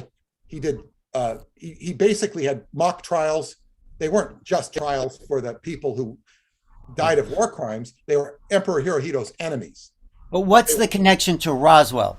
Okay, very good question.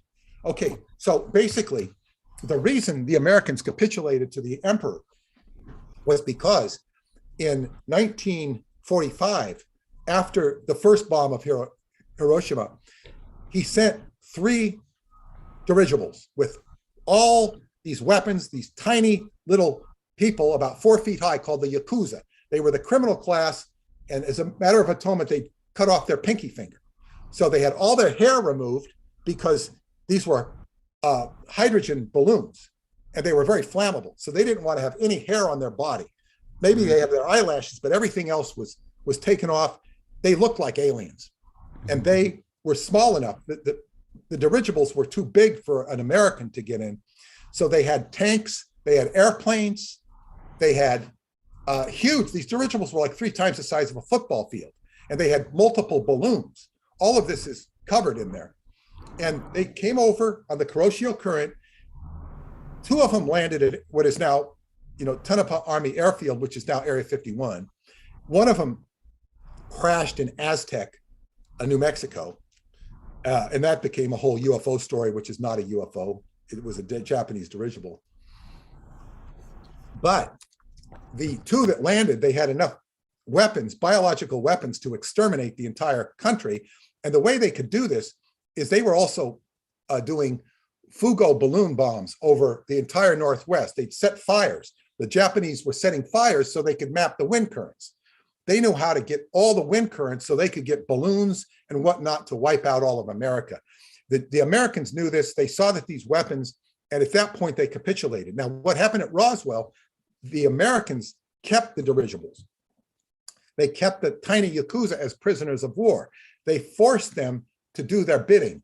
They had the crazy idea that if they could take these dirigibles, they could go to Antarctica in 1947 and do what Admiral Byrd's mission could not do in 1946. Admiral Byrd got run out of Antarctica because of the Nazi faction that was down there. They couldn't deal with that. So the Americans said, let's get these dirigibles and bomb.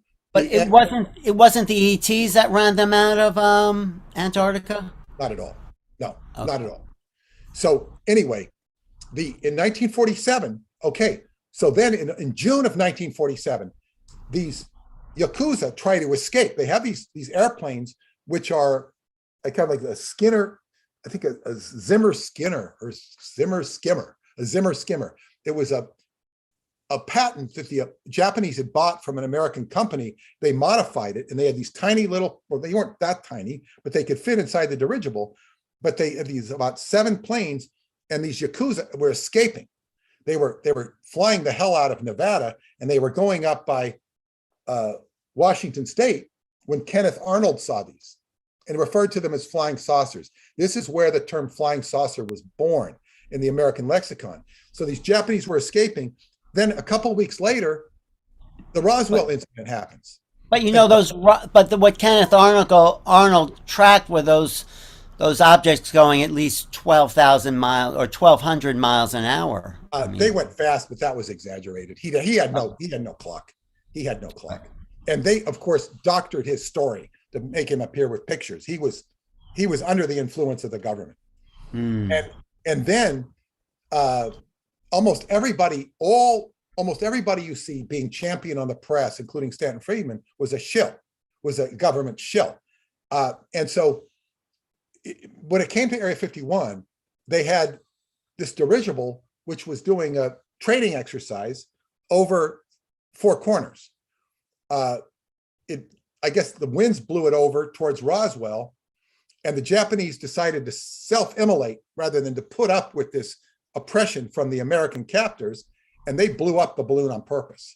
And so the Americans were right there on the spot. They knew what to do. And they created this press release that says flying saucer over Roswell. And then they retract it. And they've created this whole myth that it was aliens, because what the Americans did, they're hiding war crimes including against their own people. You're saying, though, Roswell was really the Japanese, it wasn't aliens? Definitely not aliens. But there have been alien crashes. The book That's does not enough. go into whether they're aliens or not. See, you can't. Okay. That's a whole nother subject. I know. A lot of it goes into what you say, the inner Earth, or it's more dimensional than extraterrestrial. I don't. Yeah. My co-author does not like the ET theory at all. I do not divorce myself from it. But it's like, this is fodder for another day. A lot of the abductions that have taken place are actually, that's a whole different story we can get into at another time. A lot of it is dimensional entities and not aliens. Preston Nichols always used to say, he says, the majority of abductions are government abductions. He said some are aliens, but most of them are government. This is what Preston used to say. So there are consistencies and differences in the different theories, and we have to be open to them all. We can't just say there are aliens, there are no aliens. It's much more complex than that. That's why I'm so happy you've been talking to us, because you're presenting us a whole other view of reality, of history. This is very important, because when we get into, and I'll say this about Douglas Dietrich, he was, as a Defense Department research librarian, it was his duty to serve a man at the Presidio, who you've heard of, Colonel Michael Aquino, who was a Satanist, the founder of the Temple of Set, and vied to be one of the most evil men in the world. And he was certainly clever. He was Army Psychological Operations. The next book that I will do will go into all of that history. And so he learned all sorts of things from Aquino, and this is very repugnant information. And this is what lies underneath all of this. Aquino has been, he's dead now, but so many of the people who are high profile in certain circles, not only in mainstream, but in non-mainstream, were acolytes of him. People that I won't even mention, because I don't want to piss people off. I've broken enough paradigms here, or taken enough problems. You can piss people off. They just have a different opinion. We'll talk privately and tell okay, you. Okay. Because it's like, you can't see, if you're in the society that we're in, you can't help but be working like the Greeks in Troy. They sneak in with the horse. They sneak in with the horse, and then they go into, it appears as a Trojan horse. You can't, because people have their own beliefs. They have their own, and you don't want to offend it's too shocking to hear some of this information. But when people read the book, they will begin to see all of this stuff. And it's Douglas Dietrich. He does 12-hour transmissions twice a week, which Jojo and I participate in. But the data, the data is just a mile a minute. Bam, bam, bam, bam, bam, bam, bam. I want to hear that. Where I'll pass you on. I'll pass it on. Well, the thing is, we can tell us who Douglas Dietrich is again, because I thought he was a former Defense Department research librarian at the Presidio, but his mother was also an envoy by the Japanese emperor. She comes from royal lineage. She's a very unusual woman. She's passed away now. She was sent by the emperor to be an envoy and translator to Hirohito. I mean, to Hitler. She had personal relations and intimate relations with Hitler. And she was also, because of who she was, she worked for the Kotenpai, if that's the Japanese occult police. She was tracked by the US government. And that's how Aquino, when Douglas was born in Taiwan, he came to America in San Francisco at about the age of 6. And he was being tracked. His mother was being tracked by the government. And that's how Aquino found out. He was tracking her. He was tracking Douglas. Douglas is a remarkable individual who has suffered traumatically. And just like I was able to sort of take Preston Nichols off the scrap heap and take his information and share it, I'm doing the same with Douglas. Although I don't think Douglas is as damaged as Preston. And although he's not. So the information Douglas is sharing now refers to what in particular, what field of study? Well, it's military history. It's military history. It's occult history. And it gets into very, even more into artificial intelligence, into he knows more about the Far East than any advisor, political scientist out there. He's truly brilliant. He's an encyclopedia. What do you think of his he's brilliant. I've learned so much just in the past few months, being able to listen to the transmissions and now be a part of it. Highly controversial. It is. And, you know, if you want to be a student of life and retain new information, you have to approach all information with an open mind and be open to new realities. Thank you. And truth, because everyone is going to be fed a certain timeline and a certain program and certain indoctrinations, and at some point you have to ask yourself, am I open to more information, different truths, different experiences, and allow yourself to receive that and allow the veil to be, you know, dissolved. Exactly. That's why I'm doing this program for 20 years. Yes, Alan, and I have to say that, see, Douglas is after, like, I met him, I found out the whole story of how I encountered him was bizarre. I won't go in, it's too long, but basically I found out about him in about 2013. It's taken me years to develop a dialogue and a relationship with him, which is now we're close friends now. But the thing is, he had all these people that Aquino was sending to mess up his stuff. Like, people would come in to help him and they'd sabotage him. And of course he wasn't financed, so they'd sabotage him. It's taken years for me to have a regular dialogue with him. And then JoJo comes along, and JoJo's history, I don't know how much you know about JoJo's history, which we won't go into now. He read the book. I know her history. I mean, yeah, so she has gone through so much. She is such a tough person that she can deal with Douglas. And most of the people that come on, it's like they don't have staying power. And so we both have staying power. She has her own occult history, which makes her substantial. And so this is a sort of a beginning. I only met JoJo in November when you introduced us. And then, you know, we've only met about 4 times, but we've been working together, and we're going to work together. I'm going to help her with her book. And so JoJo has a great book coming out. I recommend it. It's quite a journey. Thank you. Peter, can we continue the conversation over the next couple of weeks? Sure, I'd love to. Because there's just so much you just... And I would suggest that in the next conversation that Peter share his lucid dreaming protocol. Oh, yes. The synchronicity. We can do that. It'll have developed even more when the next time we talk. That we can do that. Yes. We're running a little long now. Let's do it next week, though. Okay. I'm fine for that. It'd be great. Okay. Maybe you'll be around next week. I hope JoJo can join us. Yes. Yes, I would love that too, because you were a little quiet today, but I've